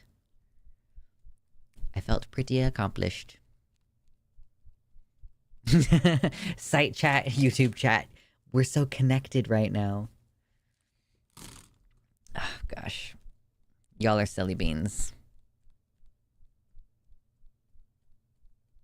Might have missed because commercial interruption. No, Andy. They were trying to make me do it again.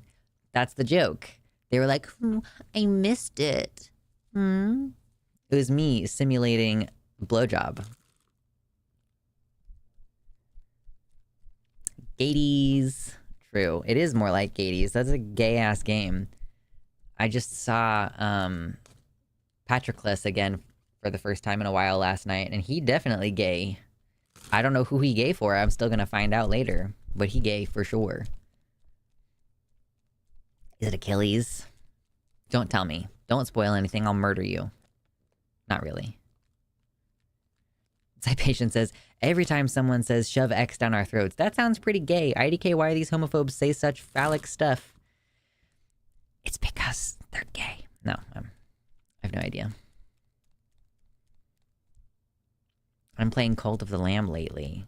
I've heard good things about Cult of the Lamb. I know Demon Mama was playing it for a while. I'm so particular about what games I want to play. Like, I just don't want to game a lot of the time. Although I just replaced all the major components of my computer, so I feel like I should game because I should get the most out of it.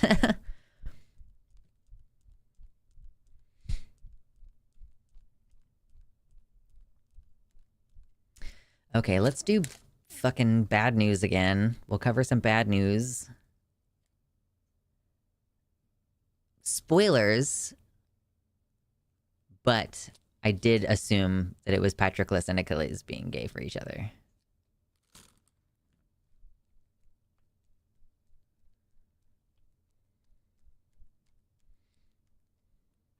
They're shoving it down our kids' throats, like, not for another 15 years, probably.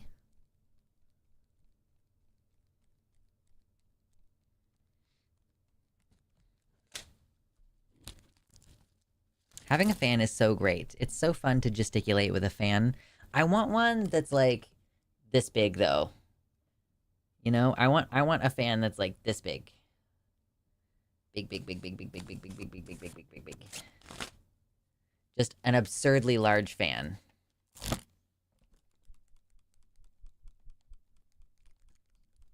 Okay, let's do bad news. Let's stop being flaming homosexuals and cover some bad news.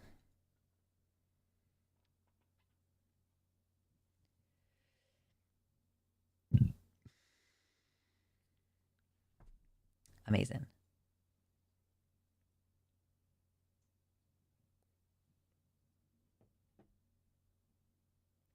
Are the straight men who say something about having things shoved down their throats, are those the chasers?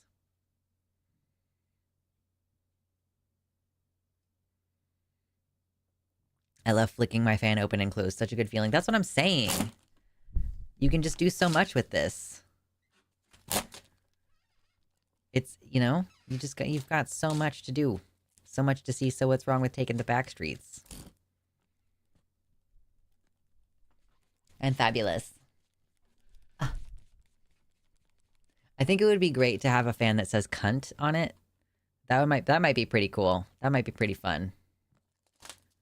Because I am that, if nothing else.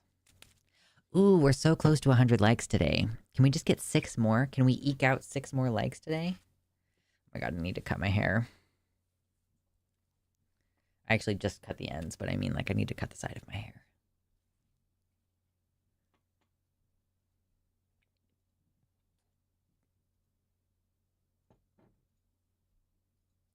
The whip. That one was not very loud. There you go.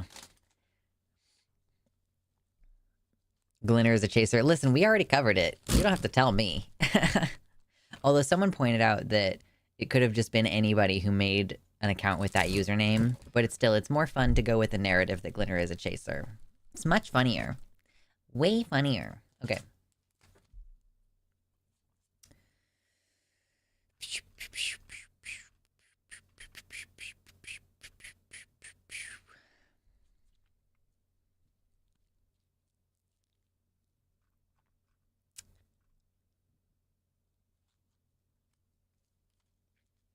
Is this... I don't think that this is the same story we talked about.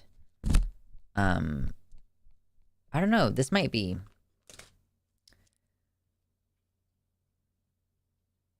It's the real Glinner until he proves otherwise. Yeah, tell us your OnlyFans account name, Glinner, and then we'll believe you. We may have talked about this before. It's hard to say because there are so many horrible stories about bad things happening around the world and in the United States to trans minors.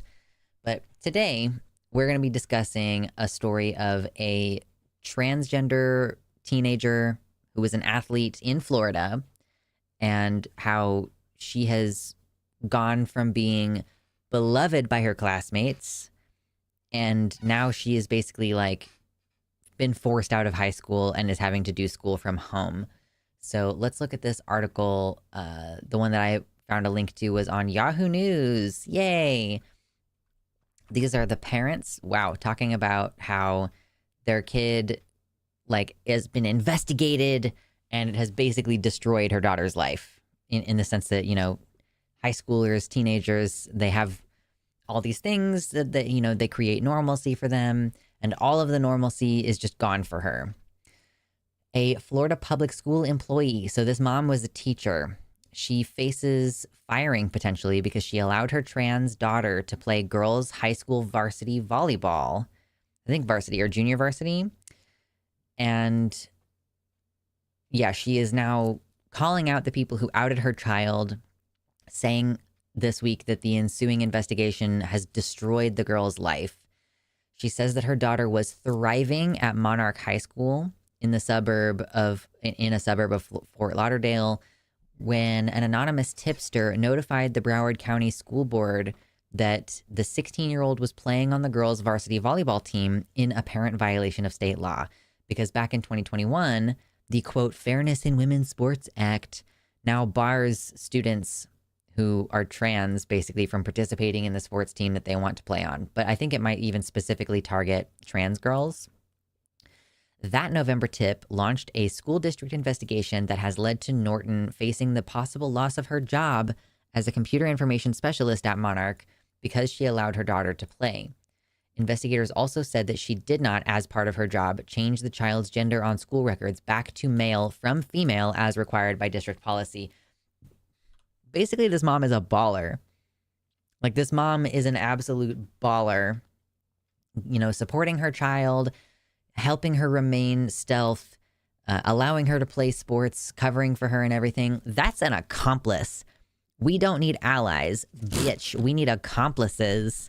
And so big ups to this mom for doing basically everything that you should do if you're the parent of a trans kid.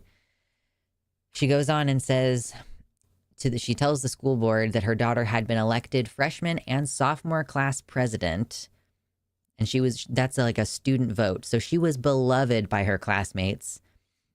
She was selected the student body's director of philanthropy and was a homecoming princess, which all ended when the investigation began and the girl left Monarch School. The mom says, they destroyed her high school career and her lifelong memories. I saw the light in my daughter's eyes gleam with future plans of organizing and attending prom, participating in and leading senior class traditions, speaking at graduation, and going off to college with the confidence and joy that any student like her would after a successful and encouraging high school experience. And 203 days ago, I watched as that light was extinguished. Just like, this girl is like one of the people that I would have probably found very annoying in high school. Like, wow, she's such an overachiever. Wow, she's such a teacher's pet. But you can't deny if this girl she is so beloved by her classmates, that she was class president twice and prom princess, not prom queen, because I'm assuming that's the thing that you can only be if you're a senior in high school. But, this girl is looking forward to speaking at her graduation, which not very many students get to do. She's looking forward to going to college. She's looking forward to lead senior class traditions. And all of that is just gone for her now because the girl now attends school online. None of the board's 9 members responded to Norton, who is a 7-year district employee who has received stellar evaluations prior to November last year. Treatment of trans children has been a hot button issue across the country. Yes, of course. Florida is among at least 25 states that adopted bans on gender-affirming care for minors, and one of at least 24 states that adopted a law banning trans women and girls from certain sports. The board had been scheduled to vote Tuesday on Superintendent Howard Hepburn's recommendation that Norton be fired, but that decision has been delayed at least a month. Why? A district committee recommended that Norton receive a 10-day suspension, but Hepburn overrode it. He has not said why. The board could fire Norton, suspend her, or do nothing. So basically, this is now a question of whether the mom... This is now a question of, whether the mom is going to be fired from her job for breaking the law, basically. For covering for her daughter and allowing her to play the sports and for not changing her legal gender in the school system. Or I guess not legal gender, but not changing her gender in the school system.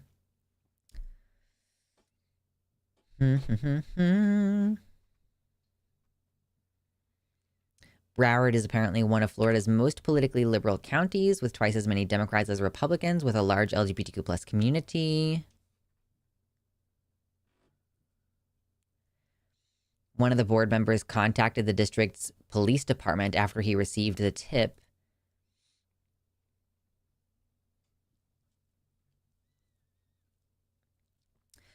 Norton's child began taking puberty blockers at age 11 and takes estrogen, but has not had gender-affirming surgery because these procedures are rarely done on minors. So, we have had lots of discussions on this channel about the whole trans women in sports thing. Do they actually have an advantage? It turns out no. The ICC, which is a committee related to the Olympics, they commissioned a report looking at actual trans people, trans women, trans men, cis women, comparing all of them. And actually, it seems like trans women have a disadvantage in sports when it comes to athletes. They have a disadvantage compared to both cis men and cis women. And even if that weren't the case, this girl is the perfect example of this girl has never had testosterone puberty. There are some people who are like, oh, I might be okay with trans women in sports, but only if they haven't done testosterone puberty. She started taking puberty blockers at age 11, which means that she basically stopped all of her potential male development, and she takes estrogen, and she probably has less available testosterone than cis girls do, but she's on the varsity team. She's almost, yeah, exactly. She's almost certainly indistinguishable from a cis girl at this point. She's 16. She's been on these hormones for years. She is the picture perfect image of a trans girl who transitioned early enough that she could not possibly have an advantage, even assuming that testosterone confers an advantage, which we do not have evidence that it does that. And yet she is being targeted. Her parents say she often sat on the bench for Monarchs volleyball team and has no athletic advantages from being born male. When investigators asked Cecil to describe the child, he said, "She looks like a girl to me. She seems very small, very skinny." There has been an investigation started. Broward Schools assigned 2 officers to investigate, and the state education department also appointed an investigator. They've pulled school records and locked them in a vault. They interviewed officials at Monarch and the daughter's middle and elementary schools, seeking to find out who knew the girl was transgender and when and how her records were changed. They also interviewed Norton and 3 Monarch volleyball players. Jesus. Norton, who does have 2 older children, told the investigators that she enrolled her youngest child in kindergarten as a boy in 2013, 4 years before she began working for the district, the child transitioned to a girl in first grade. So literally, like, okay, we had kindergarten, and then in first grade, she transitioned. Other parents and children knew, so it's never been a complete secret. When her child was in second grade, she asked a school employee to change the child's gender on the school records. She said, then Superintendent Robert Runcie told her that was the procedure. The district says now that such changes are only allowed if the parent first gets the birth certificate amended. Birth certificate wasn't amended until 2021. The district says after learning of this policy, Norton should have requested in 2017 that her child's gender be changed back to male on her records. Get fucking screwed, dude. Norton told investigators she did not do this because the amended records are accurate. Her child is a girl. Baller. Absolute baller. Love this woman. Norton knew that the new state law barred trans girls from playing girls' sports when her daughter entered high school in 22. The detectives asked why she then let her daughter play volleyball and why she marked female on a permission form, saying, because she is my child and she wanted to play. And Norton apparently also coached the junior varsity volleyball team. Norton is the mom, by the way. Excuse me.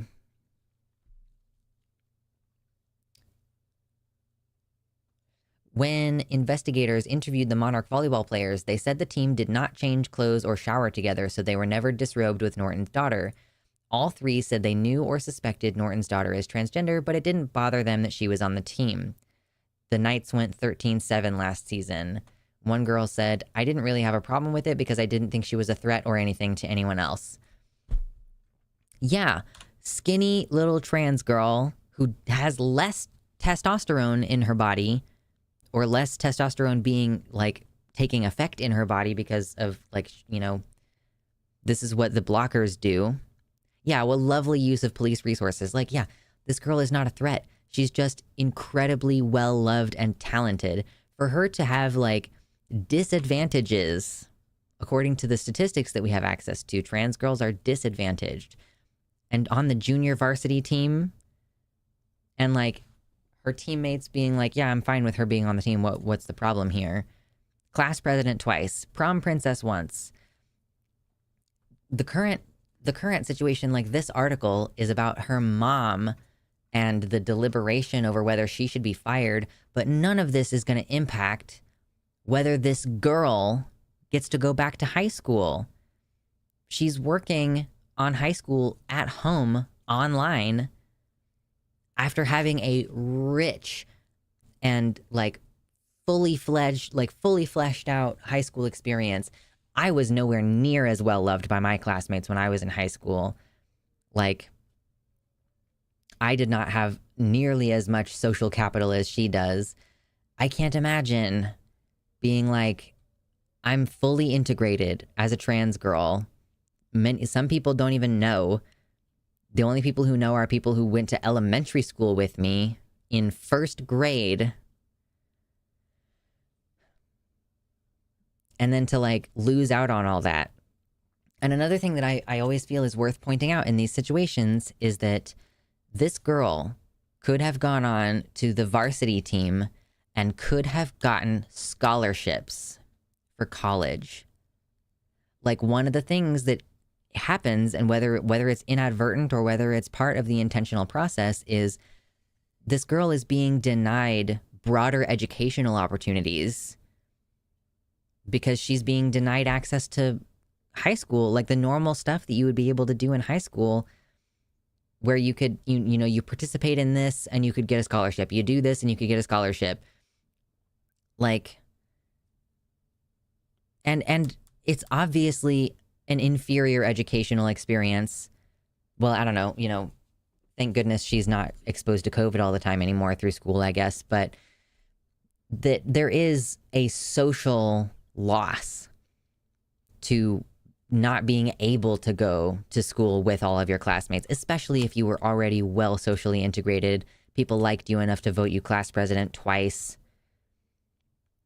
Yeah, it's going to be good to see if the Equal Protection Clause kicks in here and says, like, you can't treat people this way. I wonder if there is some kind of case where they're suing the school district for this, because I know that Florida is not governed by the Fourth Circuit Court of Appeals, but the Fourth Circuit Court of Appeals did just say, yo, you can't restrict trans girls' access, especially if they've been on puberty blockers the whole time.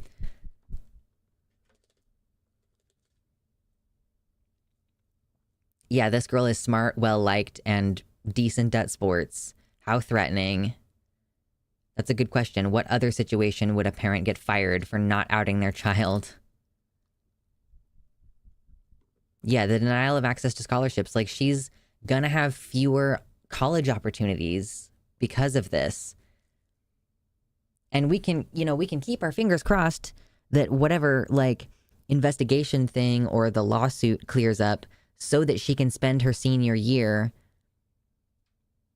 I mean, I guess maybe she started she started high school in 2022. So I think that would mean, like, she would be starting her junior year later this year because she was in the junior varsity. Like, we can hope that this gets cleared up and she gets to finish her high school experience along with the rest of her peers and not being like, oh, we're going to investigate you.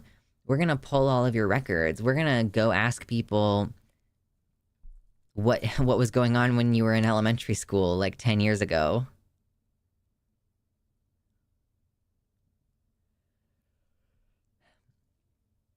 Like, these transphobes accuse us of going after children. They accuse us of trying to ruin children's lives. This girl was thriving before this transphobic grinding machine just bulldozed over her life and removed her from the healthy environment that she was in. Like, oh yeah, they're like accusing us of preying on children, ruining their lives, grooming them. And like, yeah, meanwhile, they're like, well, everybody needs to know that you are assigned male. It's not acceptable for you to be fully integrated as yourself. We need to know what genitals you have. Creepy, weird shit. Destroying the life of a child. I know 16-year-olds don't like to be spoken about that way, but she is a child. Jesus Christ, y'all. I don't even know what else there is to say about this, except that this is egregious. There's no justification for this. This child did nothing wrong. Just because you've made it illegal doesn't make it wrong. Your stupid law is based on absolutely no actual data. It's your feelings. Your feelings that trans girls don't deserve to play sports. Your feelings. Absurd.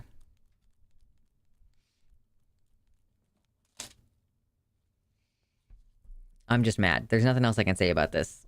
I'm done. Put this in my stream notes.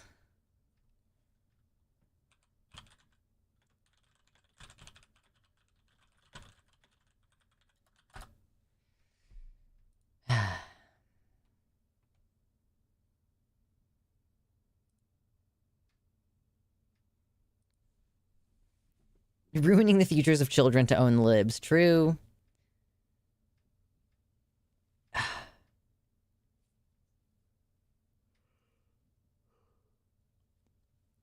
Imagine having something better to do with your time than torment teenagers. Wouldn't that be something?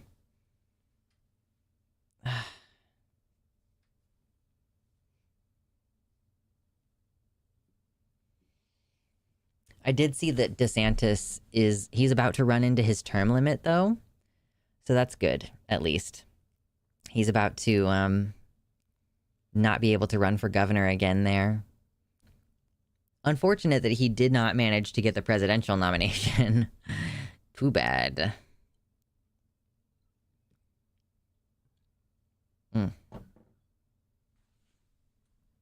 Yeah, imagine not having any real problems.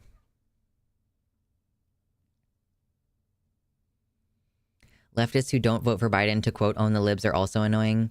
Nobody's doing that. I don't think any leftists are not voting for Biden to own the libs. Owning the libs is a conservative thing. Leftists don't want to vote for Biden because he fucking sucks. My official position is, if you live in a purple state or if you live in a blue state, you should vote for Biden because your vote actually matters there. I live in Kansas. I'm not going to vote for Biden. I'm going to vote for a bunch of other Democrats, but I'm not going to vote for that fucking asshole. Yeah, also stop creeping on the volleyball team while we're on the topic. Can we get to 100 likes? We're so close. Can we get to 100? That's all I want for Christmas. Oh man, I want some olives. I just bought more pimento green olives today, and they're so yummy. Byron says, I, the person who made the own the libs comment, would opt to vote for Biden. True.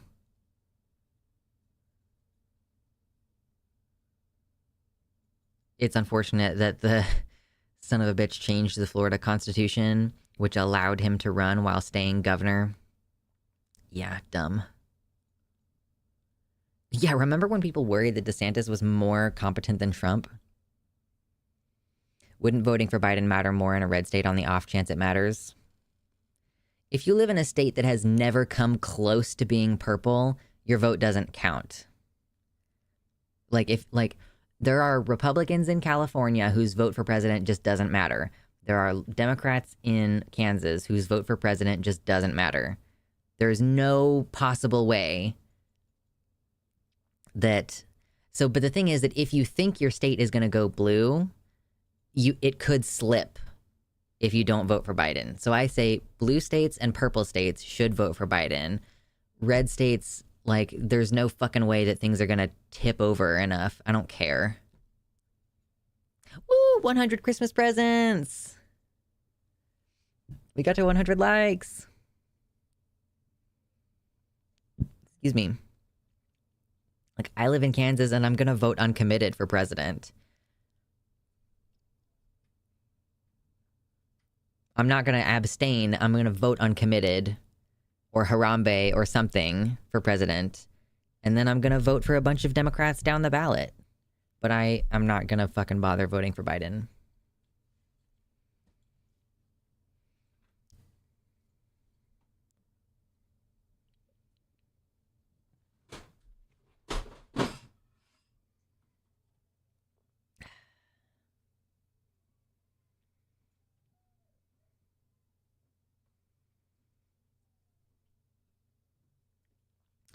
The Electoral College is the biggest fuck all of everything. My vote as a left president voter has never mattered because every county I've ever lived in is super red. Yeah, it's county by county, right? So, yeah, that's part of the thing is in Kansas, everything's so heavily gerrymandered. Even if you live in a blue area, and Kansas has 3 blue areas, I want to say. A blue city. Kansas City is pretty blue, Lawrence is pretty blue, and Topeka is pretty blue. But those cities are so here's Kansas City. And they take here's a district, and it's all of this rural area, and then this tiny piece of Kansas City. And then they do this over here, and then they do this over here. And so they take this blue area, and they absorb it in to a bunch of red areas to where you don't have any power. Only in the very center of Kansas City is there one actually blue district, for example.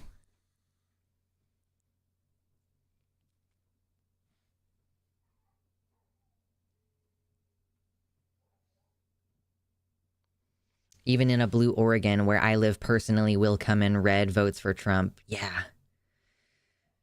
We need more lefties moving to rural areas in Oregon to keep it blue. I'm going to keep voting. I'll vote for Democratic presidents in Oregon. I'll give a shit. Even if it's fucking Biden. I mean, it's not going to be Biden next time, but if it's fucking Kamala, I'll vote for her next time. Oh.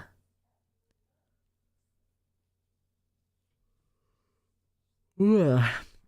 The Electoral College makes as much sense as the NASCAR playoffs. Dick's out for Harambe in chat. Dick's out for Harambe. Cheers.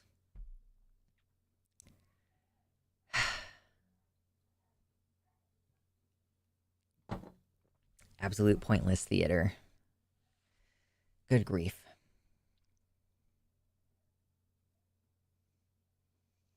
My Republican family members love the Electoral College, not because it's fair, but because they believe it'll help the right win. So much for small government. I mean, yeah, I'm pretty sure that was always the explicit purpose of the Electoral College, was to be like, oh, these city slickers in these blue states can't be out voting us. And so, yeah, so like, why is it like a huge chunk of empty fucking land has just as much voting power as like millions and millions of people living in California?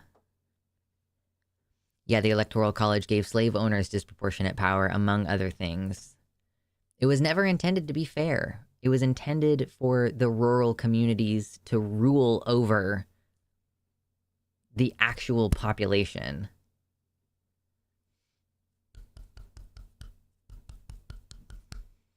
Dumb shit.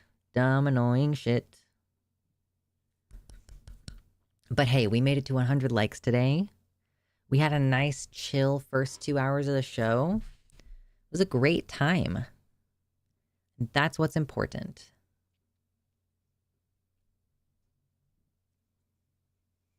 Always Harambe, never Halalbe? Oh, haram versus halal, and you call yourself allies. Listen. Like, things that are haram are not allowed, but things that are halal are allowed, right? That's how it works. I hate the Electoral College more than most things. So it's horse shit. Arizona took forever to go purple, but it finally did. Still a hellhole, though. Mm-hmm. Great time until it was time to get mad.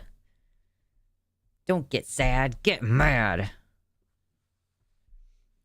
At least if you're mad, you're more likely to do something about it.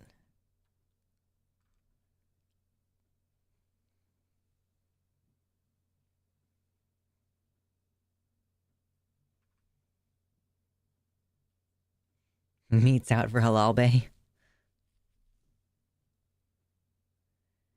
Arizona is a hellhole and will be unlivable soon.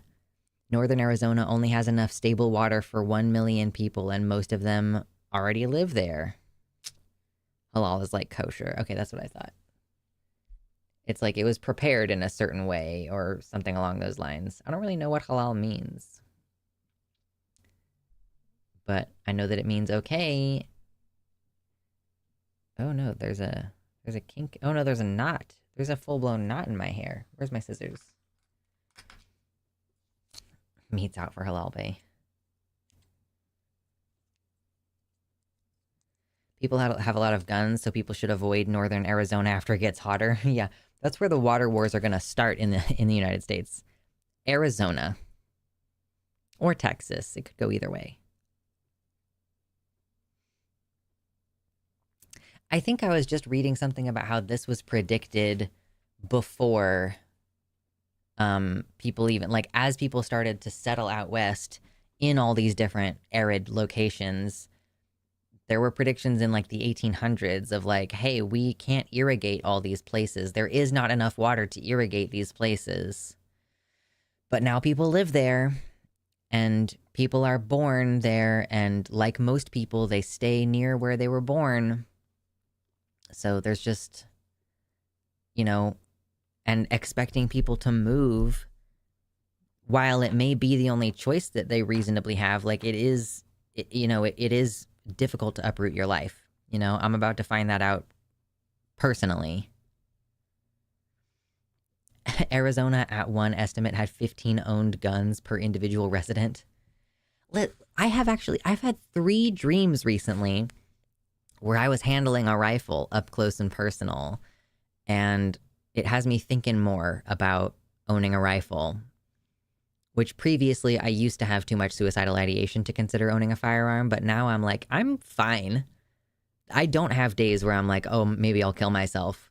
The last time I felt suicidal, I was like, okay, I have to wait at least 5 years, and It's fine. I'll just be suicidal every day for 5 years, and then I'll be able to fix it after that.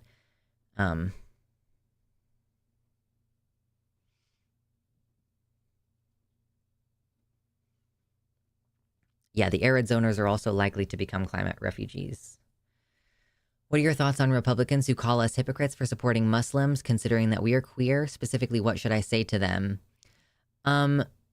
I guess it depends on the specific context. You know, if you're saying I support Gaza and people are saying, oh, well, you know, you're queer, they would hate you there. Or what do you think would happen to you if you were there? I would probably be like, I don't know, man. I would probably be suffocating under rubble like everybody fucking else in Gaza. Like, me being gay wouldn't have anything to do with it. But more generally, you know, like I don't have to be in mutual approval with other people. Like, just like them not supporting my rights doesn't mean that I can't support their rights. If they are bad people who hate queers and like who don't want us to have rights, I'm not gonna lower myself to be like that. And not every Muslim is against gay people. There are gay Muslims. There are trans Muslims who remain in that belief system. Just like there are gay Catholics and trans Catholics. Do you think I should not support Catholics? Like, and their right to live and have access to water and food and a safe place to live? Like, do you think that someone else's beliefs prevent me from seeing their humanity? Their beliefs prevent them from seeing my humanity, perhaps, but I'm better than that. I don't know. There's a number of different ways you could go with that conversation. Big same gun ownership. Shout out to Estradiol. I could see target shooting with a rifle being fun. I don't think I would want to hunt with a rifle. I would probably prefer continuing to bow hunt. But shit, I don't know, if you're hunting fucking deer, it's gonna be harder with a bow, obviously, but that's part of it. I don't want hunting to be easy. That defeats the purpose.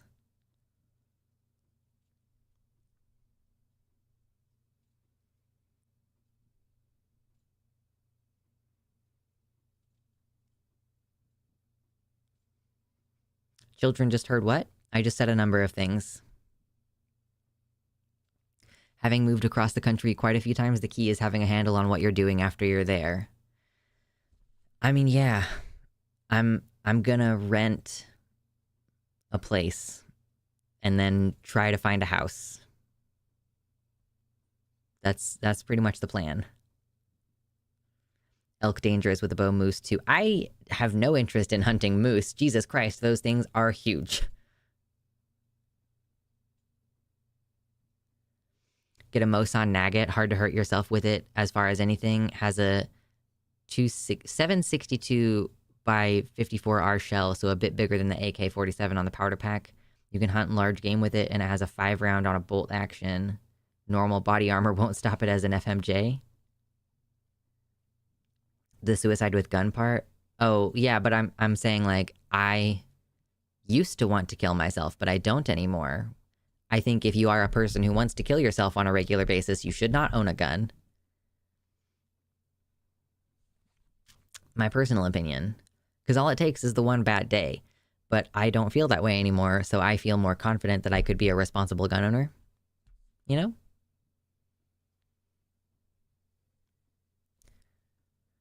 The whole thing is supposing that some of these Muslims would want you to die horribly, therefore you should also be okay with them dying horribly, which is not a great thing to... Yeah, it's not a good way to think about things. I don't want Muslims to die just because they might feel bad about me. Like, I don't give a shit what they think about me.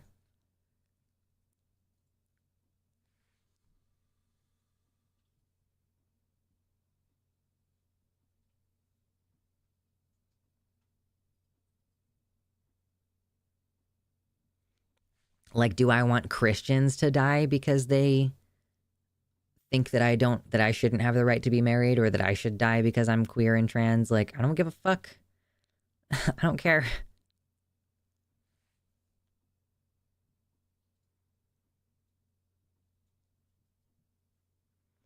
But yeah, I was maybe thinking, Kitty Tick, that if I were to get a gun, maybe it would be like a 22.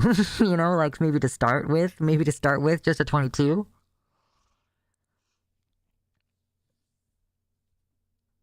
And I'm not particularly motivated to do so. I'm just like, yeah, I could see that being fun.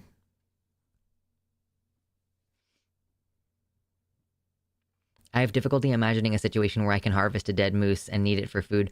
Fucking, yeah, like, listen, even after I gut that thing, I'll field dress him, you know? I'll field dress him, I'll cut off his fucking, the useless parts of his legs, I'll cut off his antlers or whatever, like, you know, you can separate the head and everything out in the field, and how the fuck are you gonna get that thing home? Jesus. Some people think of people purely on a reciprocal level, and I would prefer not to do that. Yeah, it's that whole transactional mindset of, well, why should I support you if you're not going to support me? Or like, I don't know. I just don't get it. Like, do you think I wish death on anti-gay people? I don't want to talk to them. I don't want to be friends with them. I judge them, but I'm not like, well, if you died, that would be a good thing. You know, like that's not.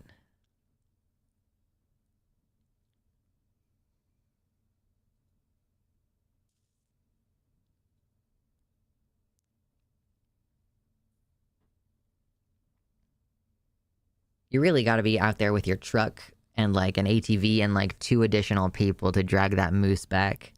What the fuck am I gonna do with a dead moose? Jesus. I even feel like, what the fuck am I gonna do with a deer?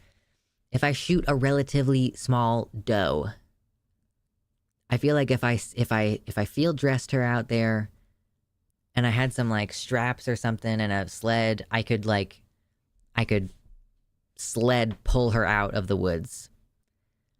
But then I might need help foisting her up into the back of the truck, you know? Like, Jesus Christ.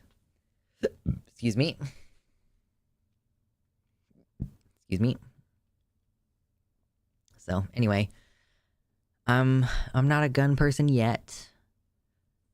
But I am a bow person. And honestly, I think it's going to be sometime in the next week that I go out my first time hunting rabbits. I've identified exactly where I'm going to go. It's an area that's bow hunting only, so I'm not worried about getting shot by anybody.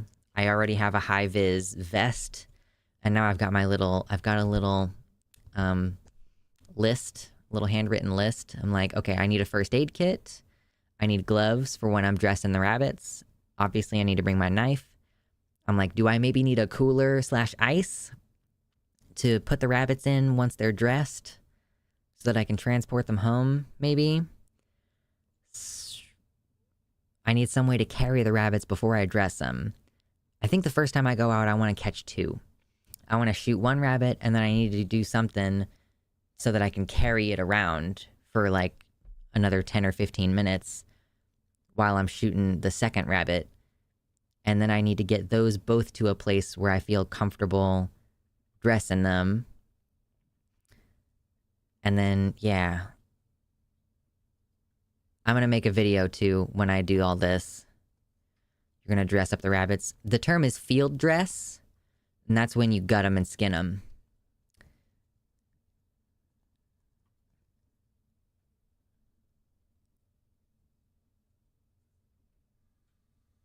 And I'm just saying dressing as shorthand for field dressing.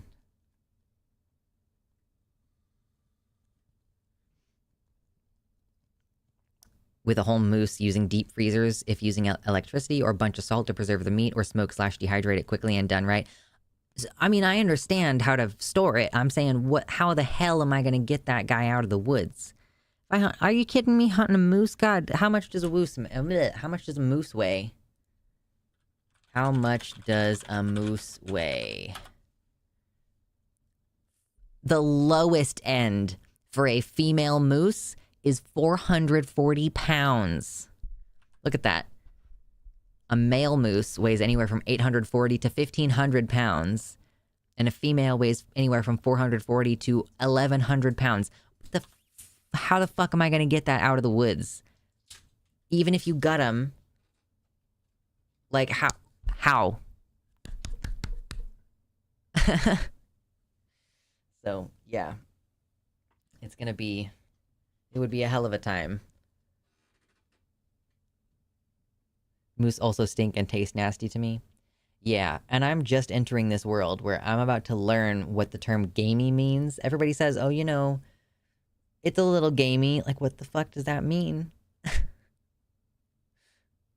I'm about to cook up some rabbits and find out.